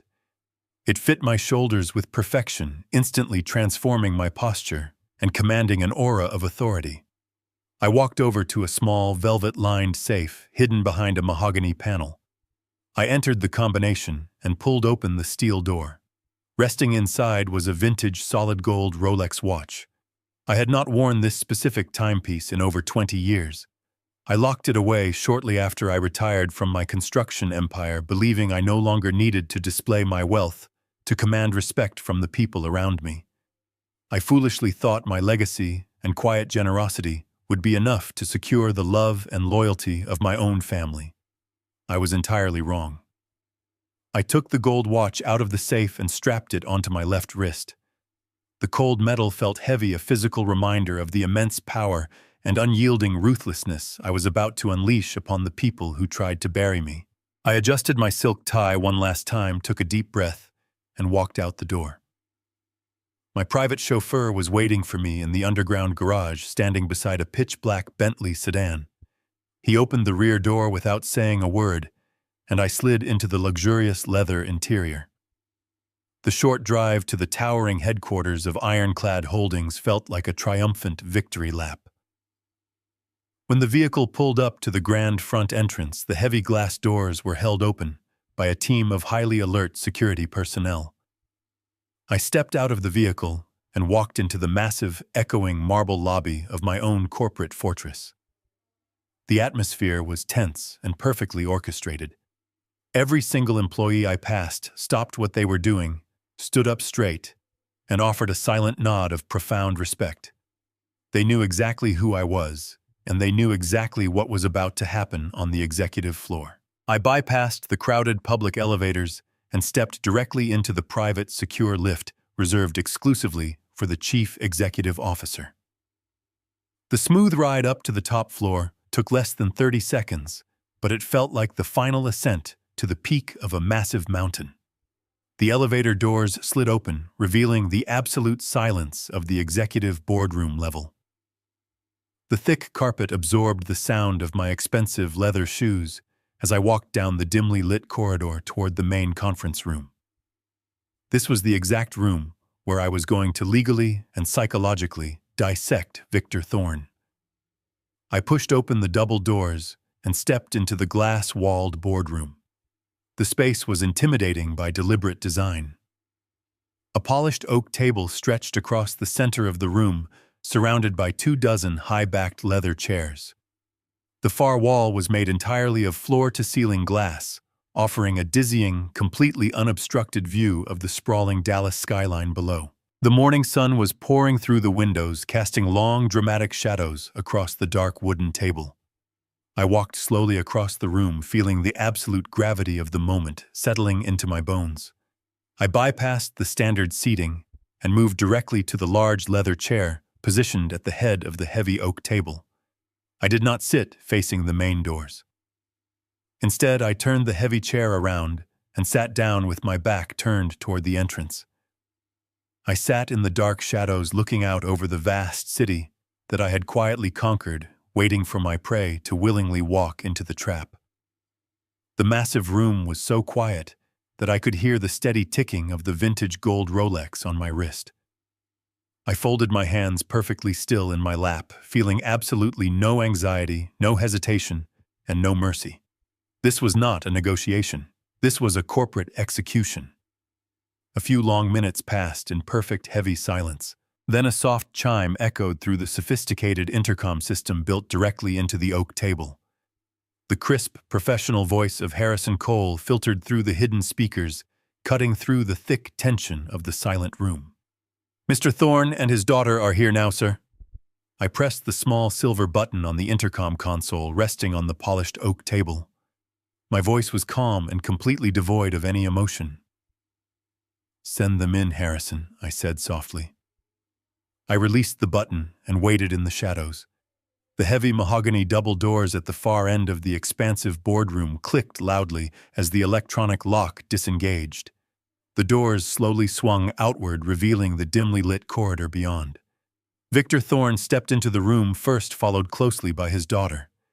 They had clearly spent hours preparing for this exact moment, desperately trying to construct a facade of immense wealth and unbothered confidence.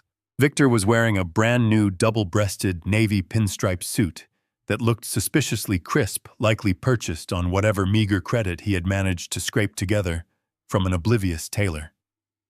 His thinning hair was heavily slicked back with expensive pomade, and he carried a sleek leather briefcase gripped tightly in his right hand.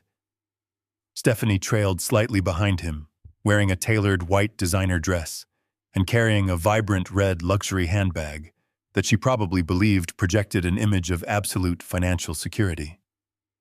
But the harsh, unforgiving light of the boardroom stripped away their pathetic illusions instantly. I watched them in the reflection of the massive glass windows. Beneath the expensive fabrics and the polished leather shoes, they were completely terrified. Victor was sweating profusely. A thick bead of moisture rolled down his temple, completely ruining his carefully styled hair. His breathing was heavy, ragged, and undeniably shallow. He kept tugging nervously at his stiff collar, his eyes darting frantically around the massive room, intimidated by the sheer scale of the wealth surrounding him. Stephanie was faring no better. Her hands were visibly trembling as she clutched her red handbag. Her posture was rigid, and the arrogant, venomous smile she usually wore like a weapon was completely gone, replaced by a tight, incredibly anxious grimace. They looked exactly like what they truly were. They were two desperate, starving animals walking blindly into a slaughterhouse, completely unaware that the butcher had already sharpened his knives. They began the long, agonizing walk down the length of the polished oak table. The room was so incredibly vast that it took them nearly 30 seconds to reach the center. Victor cleared his throat, a loud grating sound that shattered the heavy silence of the room. He puffed out his chest, attempting to project the booming, confident voice of a seasoned corporate titan. He did not know who was sitting in the high-backed leather chair facing the window. He only knew that the person sitting there held the absolute power to either save his miserable life or completely destroy it. "Good morning," Victor announced, his voice echoing slightly off the glass walls. "I want to personally thank you for taking the time to meet with us on such incredibly short notice. I know the CEO of Ironclad Holdings is a very busy man, but I assure you that the proposal I have brought with me today will be highly mutually beneficial. We have experienced a slight temporary liquidity issue regarding the Oakwood Plaza development, but I have brought the total corporate assets of a highly successful software company to completely settle any outstanding ledgers." Stephanie quickly stepped forward, standing shoulder to shoulder with her father. She attempted to mimic his completely fabricated confidence, smoothing down the front of her white designer dress with a shaking hand. She forced a bright, completely artificial laugh that sounded painfully hollow in the massive space. "Yes, absolutely," she chimed in, her voice pitched unnaturally high. "My husband operates a brilliant technology firm with massive untapped potential. We are fully prepared to transfer total ownership directly to your portfolio to clear this minor misunderstanding. We are very reasonable people, and we prefer to handle these small financial hiccups with discretion and professional courtesy." I listened to their pathetic, desperate lies without moving a single muscle. They were standing mere feet away from me, completely oblivious to the fact that they were attempting to sell my own son to the man who gave him life. They were trying to trade the blood and sweat of a good man to save their own miserable skins. The sheer, unadulterated evil of their proposal hung in the cold, conditioned air of the boardroom like a foul stench. I remained facing the sprawling Dallas skyline for another long, agonizing moment. I let the silence stretch out, forcing them to stand there in their own suffocating anxiety. I watched the reflection of their expectant, terrified faces in the thick glass. Then very slowly, I placed my hands on the smooth leather armrests of my chair. I pushed down gently, and the heavy chair began to rotate. The smooth metal bearings glided silently as I turned away from the bright city windows and faced the long oak table. The morning sunlight poured in from behind me, casting my face in shadow for a brief second before the ambient light of the room finally caught my features. I stopped the chair directly at the head of the table. I sat perfectly upright, my shoulders broad in the $10,000 custom suit, my hands folded calmly on the polished wood. The heavy gold Rolex caught the light gleaming brightly against the dark charcoal fabric of my sleeve. The reaction was instantaneous and completely catastrophic. Absolute spine-chilling silence slammed into the room. The transition from fake confidence to pure, unadulterated horror was a masterpiece to witness. Stephanie stopped breathing entirely. Her eyes widened to impossible proportions, staring at my clean-shaven face, my tailored suit, and the cold, dead expression in my eyes. Her fingers simply gave out. The grip on her expensive red designer bag vanished completely. The heavy leather purse dropped from her hands, hitting the floor with a loud, incredibly heavy thud that echoed like a gunshot. The expensive cosmetics and useless credit cards spilled out onto the plush carpet. But she did not even blink. She just stood there, completely paralyzed, looking at the broken old man she used to mock, now sitting on the throne of the empire that owned her. Victor looked as though he had just been physically struck by lightning. Every single drop of blood completely drained from his face, leaving his skin a sickly pale shade of gray. His jaw fell open, his mouth working desperately, but absolutely no sound came out. He stared at the vintage gold watch on my wrist, and then slowly traced his terrified gaze up to my face. His entire body began to violently tremble. The sleek leather briefcase in his right hand shook so hard it rattled against his leg. He could not comprehend the reality sitting right in front of him. His mind fractured under the impossible weight of the truth. He took a tiny, staggering step backward, his knees visibly buckling under his own weight. He looked at me, a pathetic, whimpering shell of a man, and finally managed to force a few pathetic, broken words past his trembling lips. "Rick." He stammers, his voice incredibly weak and high-pitched.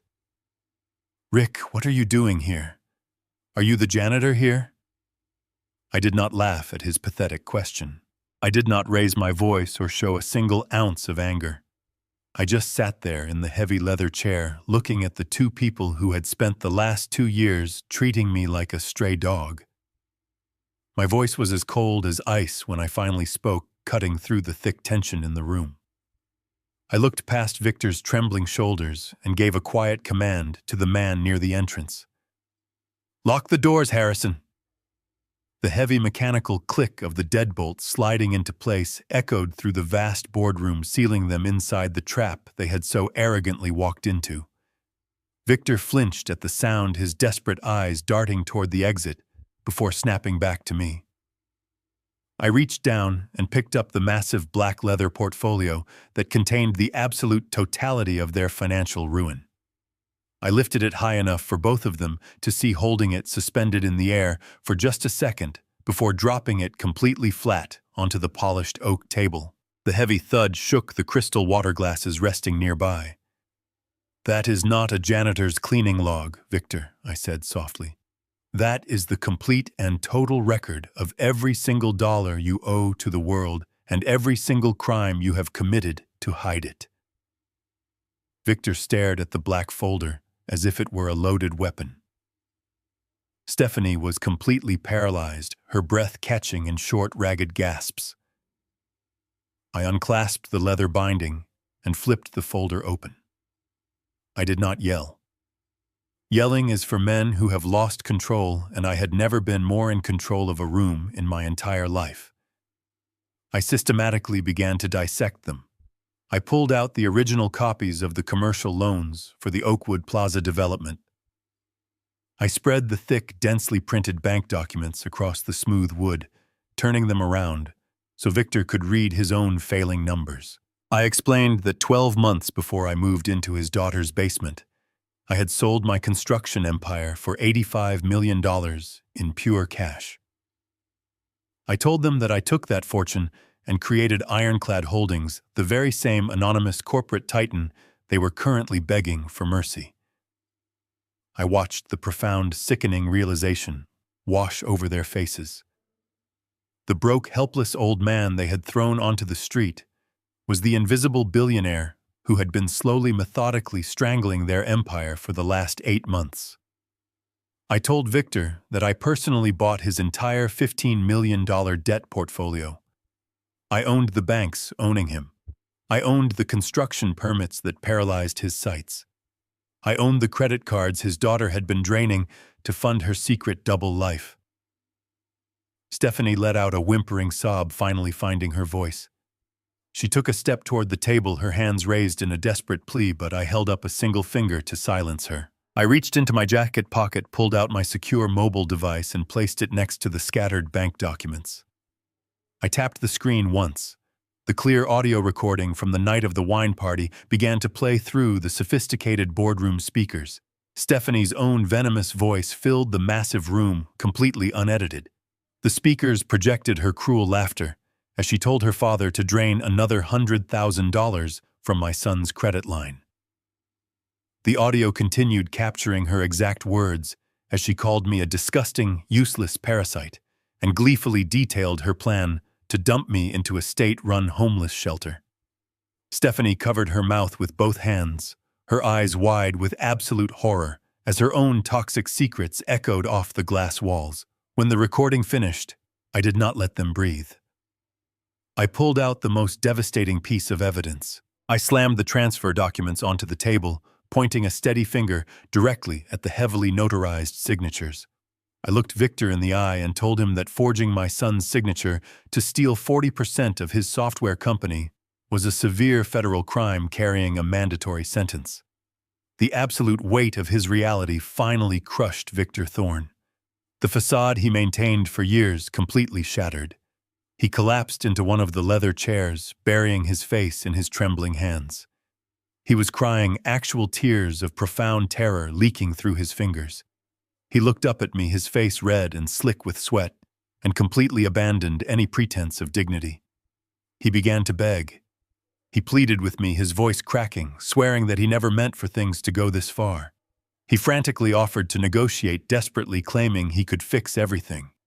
He promised to immediately sign over the forged corporate shares back to my son. He offered to completely liquidate whatever was left of his empty real estate portfolio and hand the pathetic scraps directly to me. He said he would disappear from Dallas forever, taking his daughter with him, if I would just drop the massive debt and let him walk away without pressing federal charges. He thought we were playing a game of business where every problem could be solved with a desperate compromise. He thought I was a man who could be reasoned with. But I did not bring them to the executive floor to negotiate a surrender. I brought them here to witness their own execution. I looked at the sobbing, broken man sitting across from me and felt absolutely nothing but cold, hard justice. I did not answer his frantic pleas. Instead, I reached into the back of the thick black portfolio and pulled out a crisp sheet of white paper. I placed my hand flat against it and slowly slid it across the oak table until it came to a stop right in front of Victor. It was a pre-written confession of corporate fraud and forgery, completely ready for his signature. Victor stared down at the crisp white paper on the polished oak table, his trembling hands hovering just inches above the document. The heavy silence in the boardroom was suffocating, punctuated only by the ragged breathing of a man whose entire fabricated reality had completely collapsed. I watched him carefully, waiting for the inevitable moment his resistance would finally break and he would reach for the expensive pen lying beside the confession. But before his shaking fingers could make contact with the smooth metal, a loud, violent commotion erupted directly outside the massive mahogany doors. I heard the frantic voices of my security personnel, followed by the heavy thud of someone throwing their entire body weight against the locked entrance. Harrison stood calmly near the wall, having already anticipated this exact disruption. He looked at me, gave a brief, subtle nod, and reached out to press the electronic release button on the security panel. The heavy deadbolt disengaged with a sharp click. The mahogany doors burst wide open, hitting the wall stops with a violent crash that echoed through the executive space. Standing in the doorway, chest heaving and completely out of breath, was my son. Harrison had meticulously planned this arrival, sending an anonymous message to Derek's office 30 minutes earlier, instructing him to come to Ironclad Holdings if he wanted to save his wife and company. Derek stumbled into the room looking absolutely dreadful. The weeks of starving himself and sleeping on a miserable office couch had taken a severe physical toll. His suit was wrinkled, his tie hanging loosely around his neck, and his face was drawn and pale. He rushed forward a few steps and then froze, completely paralyzed by the bizarre, impossible scene unfolding right in front of his eyes. His frantic gaze darted wildly around the boardroom. He saw his father-in-law, a man who always projected absolute invincibility, sobbing uncontrollably and curled into a fetal position in a leather chair. He saw his wife, the woman who demanded perfection and luxury, kneeling on the floor with mascara running down her face, surrounded by the spilled contents of her designer handbag. And then slowly, painfully, his eyes traveled to the head of the long oak table. He looked at me, and his exhausted mind could not process the visual information. He expected to find the anonymous, ruthless corporate titan who had systematically destroyed his life. Instead, he found the broken old man he had carelessly discarded into the street 8 months ago. I did not look like the pathetic creature he remembered. I was sitting tall, completely unbothered, wearing a $10,000 custom suit and a vintage gold Rolex. The absolute cognitive dissonance hit him so hard, he physically staggered backward. He opened his mouth to speak, but only a dry, choked gasp escaped his throat. He looked from me to the massive stack of bank documents spread across the table, and the horrifying reality of the situation finally began to sink into his brain. But instead of feeling a righteous, fiery anger toward the two people who had forged his signature and robbed him blind, my son reverted to the exact same pathetic weakness that had disgusted me in the first place. He completely ignored the mountain of evidence proving their betrayal. He rushed past the table, dropped to his knees beside his weeping wife, and wrapped his arms around her shaking shoulders. Stephanie leaned into his embrace, playing the role of the terrified, helpless victim with sickening perfection. She buried her face in his wrinkled chest, sobbing loudly and clutching his jacket like a lifeline. Derek stroked her hair, glaring up at me with a sudden misplaced burst of completely fabricated courage. He demanded to know what I was doing. His voice shook with a mixture of profound confusion and desperate anger. He begged me to stop this madness, completely oblivious to the fact that I was the only person in the room attempting to cut the massive anchor tied around his neck. He yelled that he did not care about the money or the massive corporate debt, claiming that whatever financial trouble they were in could be fixed if we just worked together as a family. He pointed a shaking finger at me, tears welling in his eyes, and shouted that I was a cruel old man trying to destroy a beautiful marriage out of spite. He pulled Stephanie closer to his chest, kissing the top of her head, and loudly proclaimed that she was the only person in the world who truly cared about him. He swore to me with absolute conviction that his wife loved him deeply and that they would survive this disaster together. I sat perfectly still in the high-backed leather chair, listening to the tragic, misguided devotion of a boy who had completely lost his way. It was deeply pathetic, a miserable display of pure emotional dependency. I did not feel a single ounce of pity for him. A man who chooses to be blind deserves to walk off the edge of the cliff. I slowly leaned forward, resting my forearms on the oak table, and looked directly into his desperate, weeping eyes. I did not raise my voice, but the absolute coldness in my tone made him instantly stop talking. I reached across the table past the foreclosure notices and the forged corporate documents. I picked up the thick, dark blue folder that the private investigator had delivered to my penthouse just 2 days prior. I held it up for a brief second, letting silence return to the massive boardroom. I looked at my pathetic son, watching him cling to the poisonous snake that had completely ruined his life and delivered the final devastating blow to his fragile reality. "She loves you," I asked, my voice barely above a whisper, but carrying the weight of an avalanche. "Let go of her, Tato, wipe your tears, and look at page 4 of the blue folder." Derek slowly lowered his hands, slipping away from his wife. He looked at the dark blue folder resting on the oak table in front of him. The air in the boardroom felt completely stagnant, heavy with the terrifying weight of undeniable truth. He hesitated for a second, his eyes darting toward Stephanie. She reached out, her trembling fingers grazing his sleeve weakly, begging him not to look, pleading with him to leave the room. The desperate quiver in her voice only fueled the agonizing doubt that had been festering in his mind. Derek stepped away from her. He reached across the wood and opened the heavy cover. He turned directly to page 4. The first thing he saw was a series of high-resolution, glossy photographs. The color drained from his face as he stared at the crisp images of his devoted wife. She was laughing, her face flushed with genuine joy, sitting in the passenger seat of a sleek sports car. She was not looking at her husband. She was looking at a heavily muscled young man who had his hand resting intimately on her thigh. Derek blinked rapidly, his mind desperately trying to reject the visual information. He turned the page with a shaking hand, revealing more photographs. They were walking out of an expensive boutique hotel together, carrying overnight bags. They were kissing in a dimly lit restaurant corner. The devastating reality of her physical infidelity washed over him completely, shattering the pathetic illusion he had just defended. He let out a suffocating breath, leaning heavily against the edge of the oak table to keep from falling. Stephanie was standing a few feet away, her hands covering her mouth, shaking her head in silent denial. The visual proof was absolute. I watched my son closely, waiting for him to demand respect for himself. Instead, he looked completely hollowed out, a man whose foundation had suddenly turned to dust. But the physical betrayal was only the beginning of the nightmare. I calmly instructed him to keep turning the pages. He flipped past the damning photographs and found the financial records my private investigator had meticulously compiled. His bloodshot eyes scanned the highlighted bank statements and offshore wire transfers. He recognized the dates perfectly.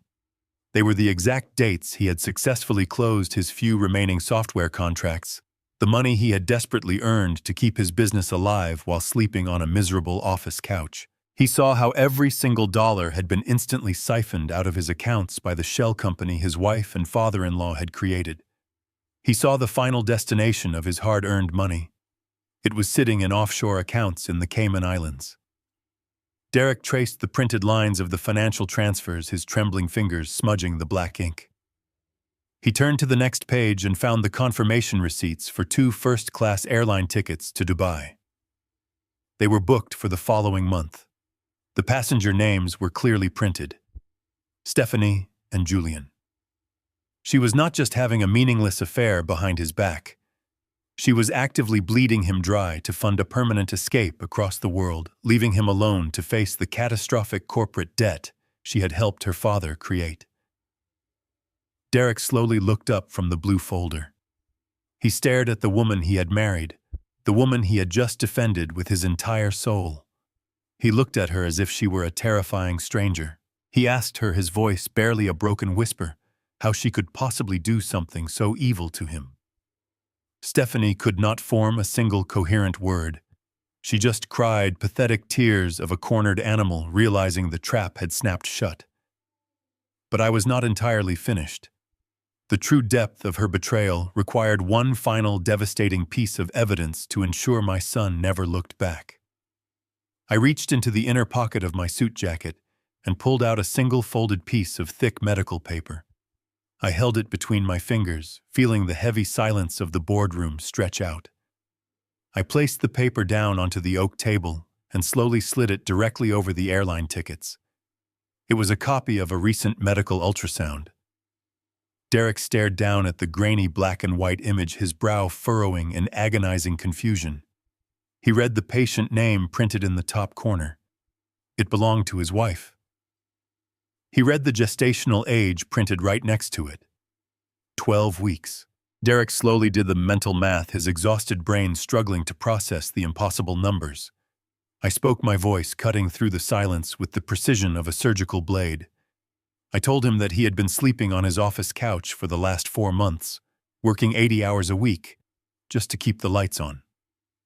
I looked at the sobbing woman on the floor, and told my son that the timeline proved the child growing inside her did not belong to him. The finality of those words completely shattered whatever fragile pieces of his heart remained. Stephanie suddenly let out a hysterical scream. She lunged forward, her hands clawing at the smooth oak table, trying to snatch the medical document away. She screamed that it was a lie, that the papers were fake, violently swiping at the blue folder. But the heavy documents scattered across the floor, completely exposing her to the harsh light of undeniable truth. Derek could not hold himself upright any longer. His knees buckled beneath him. He collapsed onto the plush carpet, burying his face in his hands, letting out a deep, agonizing wail of heartbreak. He was completely broken. I stood tall at the head of the heavy oak table, looking down at the ruin of the people who had tried to bury me. I did not feel an ounce of pity for any of them. I felt only the cold and undeniable satisfaction of absolute justice. I did not give them a single moment to catch their breath or recover from the crushing weight of their own completely destroyed lives. I reached deep into the inner pocket of my tailored suit jacket and pulled out a heavy solid silver fountain pen. The polished metal gleamed brightly under the harsh boardroom lights as I uncapped it with a sharp, incredibly deliberate click. I looked down at the massive stack of foreclosure notices, asset seizure warrants, and final default judgments spread across the oak table. Victor was still sobbing weakly in his leather chair, completely broken, while Stephanie remained absolutely frozen on the carpeted floor, staring blankly at the medical ultrasound that had just detonated her entire universe forever. I leaned over the table and pressed the tip of the pen to the heavy paper. I signed my name with slow, deliberate strokes, pressing hard enough to leave a permanent indentation on the pages beneath. With every stroke of ink, I officially stripped away their homes, their bank accounts, their luxury cars, and their completely fabricated identities. I was legally and permanently erasing them from the world of the wealthy. When the final signature was complete, I placed the silver pen down and gave Harrison a single silent nod. Harrison stepped gracefully toward the massive mahogany doors and pulled them wide open. He did not merely bring in the standard building security personnel to handle the situation. Standing in the dimly lit corridor were 4 heavily armed corporate security guards, dressed in sharp black suits, and right behind them were 2 stern agents from the Federal Bureau of Investigation. I had instructed Harrison to forward the incredibly detailed file of Victor's corporate fraud wire transfers and blatant forgery directly to the federal authorities earlier that morning. The agents walked into the boardroom, their expressions completely devoid of sympathy. They bypassed Stephanie and walked straight toward Victor. They ordered him to stand up and place his hands behind his back. Victor did not fight them. He did not try to argue or deny the charges. He simply let out a pathetic, high-pitched whimper as the heavy steel handcuffs clicked tightly around his wrists. They loudly read him his Miranda rights as they forcefully hauled him up from the leather chair. The arrogant real estate titan who had stood on a front porch and laughed at my poverty was now being dragged out of my building in chains, facing decades in a federal penitentiary for the massive fraud he had committed against my family. Stephanie watched her father being hauled away, but she did not shed a single tear for him. Her survival instinct finally kicked in. She scrambled up from the plush carpet, her white designer dress wrinkled and stained with her own makeup. She reached down to grab the red luxury handbag she had dropped earlier, desperately trying to salvage whatever dignity and credit cards she had left. I slammed my hand down on the oak table, the loud crack stopping her dead in her tracks. I told her to leave the bag exactly where it was. I reminded her that the expensive leather purse, the cosmetics inside it, and the designer shoes on her feet were all purchased with money stolen directly from my son. Her entire fabricated existence belonged to me now, and I was aggressively repossessing every single stolen asset. I looked at the security guards and ordered them to escort her out of the building immediately.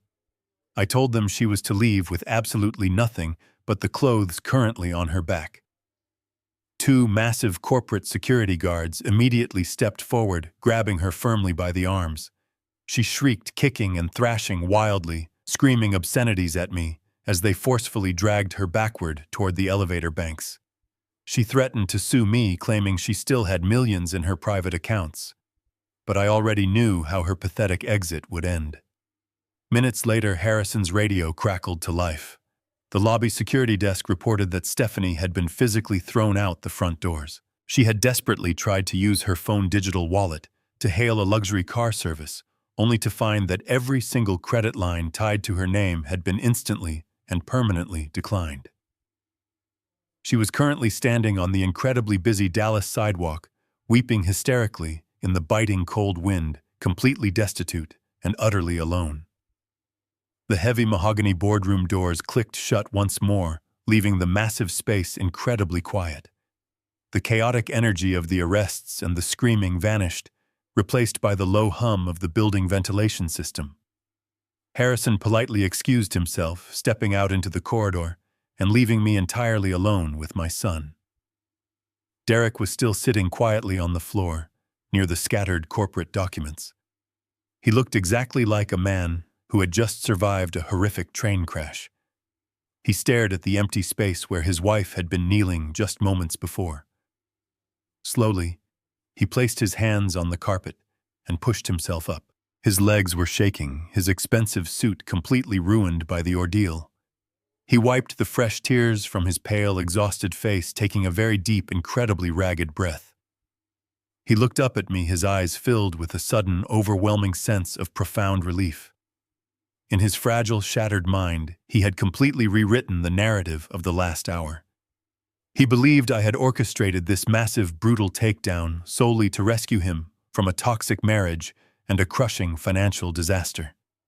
He thought the protective father he had known his entire life had returned to save him from the wolves.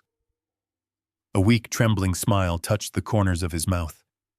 He took a slow step forward toward the head of the table, raising his arms slightly, reaching out to pull me into a heavy, emotional embrace. He was fully expecting me to hold him tightly and tell him that absolutely everything was going to be completely fine. I did not step forward to meet him. As Derek reached out his trembling arms, I took a very deliberate, measured step backward. The small, hopeful smile on his pale face instantly vanished, replaced by a look of profound confusion and sudden panic. He dropped his arms slowly to his sides, his chest heaving as he stared at me across the short distance that felt like a gaping canyon. He did not understand. He genuinely believed this corporate execution was a paternal rescue. He thought I had burned Victor and Stephanie to the ground, simply to clear the path for him to return to a life of comfortable, protected luxury under my massive financial shadow. He opened his mouth, stammering my name, quietly asking why I was looking at him with such intense, unyielding coldness. I let the heavy silence stretch out for a moment, allowing the absolute gravity of the situation to settle firmly onto his narrow shoulders. I looked at the boy I had raised, the boy I had sacrificed 40 years of my youth to provide for, and I delivered the hardest truth of my life. I did not crush Victor Thorne to save him. I crushed him because he attempted to steal my legacy. I looked Derek directly in the eye and reminded him of the warm Tuesday afternoon when all of my meager personal belongings were violently thrown onto his manicured front lawn. I reminded him of the shattered photograph of his beautiful mother resting in the dirty street gutter. I reminded him of the medical power of attorney Victor had thrown at my feet, designed to lock me in a state facility. And then I reminded him of exactly where he was during that entire horrific ordeal. He was hiding behind the expensive glass of his second-story bedroom window, weeping useless tears, completely paralyzed by his own pathetic cowardice. He watched the woman he married throw the man who gave him life into the street like garbage, and he did absolutely nothing to stop it. He chose his own comfort over my survival. Derek began to sob again, frantically apologizing, and claiming he was too terrified to intervene. I raised my hand, silencing his pathetic excuses instantly. I reached into the breast pocket of my tailored suit jacket and pulled out a slim, leather-bound checkbook. I uncapped my pen, wrote a precise check, and placed it onto the oak table next to the foreclosure documents. I looked at Derek, my voice dropping to a low, incredibly firm register. I told him that I was officially disinheriting him from the $85 million fortune held within Ironclad Holdings. Every single penny was being permanently diverted to a charitable foundation managed by Harrison Cole. He was getting absolutely nothing. Derek stared at the small check resting on the dark wood. It was written for exactly $5,000. I told him that this is what I had when I started my construction business 40 years ago. Be a man, I said softly. Build your own life. You do not get to inherit my strength. Derek collapsed back into a leather chair, his face buried in his hands, weeping loudly as the absolute totality of his ruin finally crashed over him. He was completely alone, facing a mountain of corporate debt, a shattered marriage, and the permanent loss of the father he had carelessly betrayed. I did not offer him a single word of comfort. I turned my back on his tears, walked slowly toward the heavy mahogany doors, and stepped out into the quiet, dimly lit corridor of the executive floor. I did not look back. I rode the private elevator down to the main lobby, walking past the bowing security guards and stepping out into the bright, crisp Texas afternoon.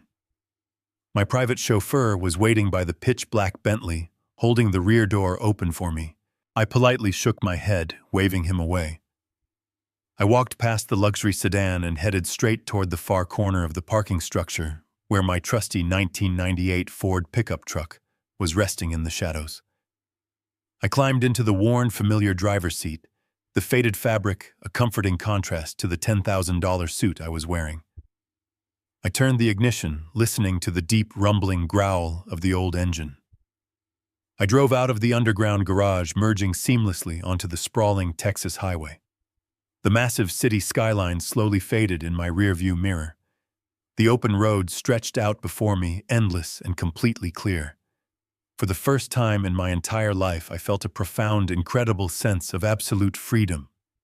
I was completely alone, but I was no longer carrying the crushing weight of the people who only loved me for what I could provide.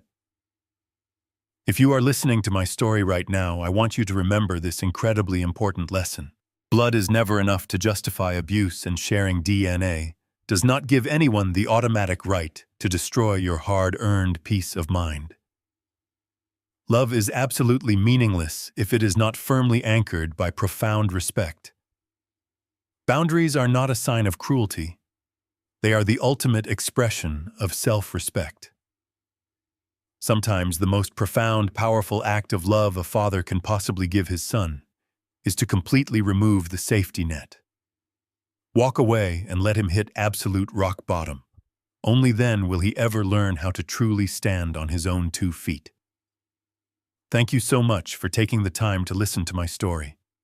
If my journey gave you the necessary courage to stand up, please subscribe to the channel and hit the like button. Let me know in the comments section which city you are watching from today. Stay strong, protect your peace, and never let anyone underestimate your quiet strength. See you in the next life story. Always remember your true worth, and goodbye.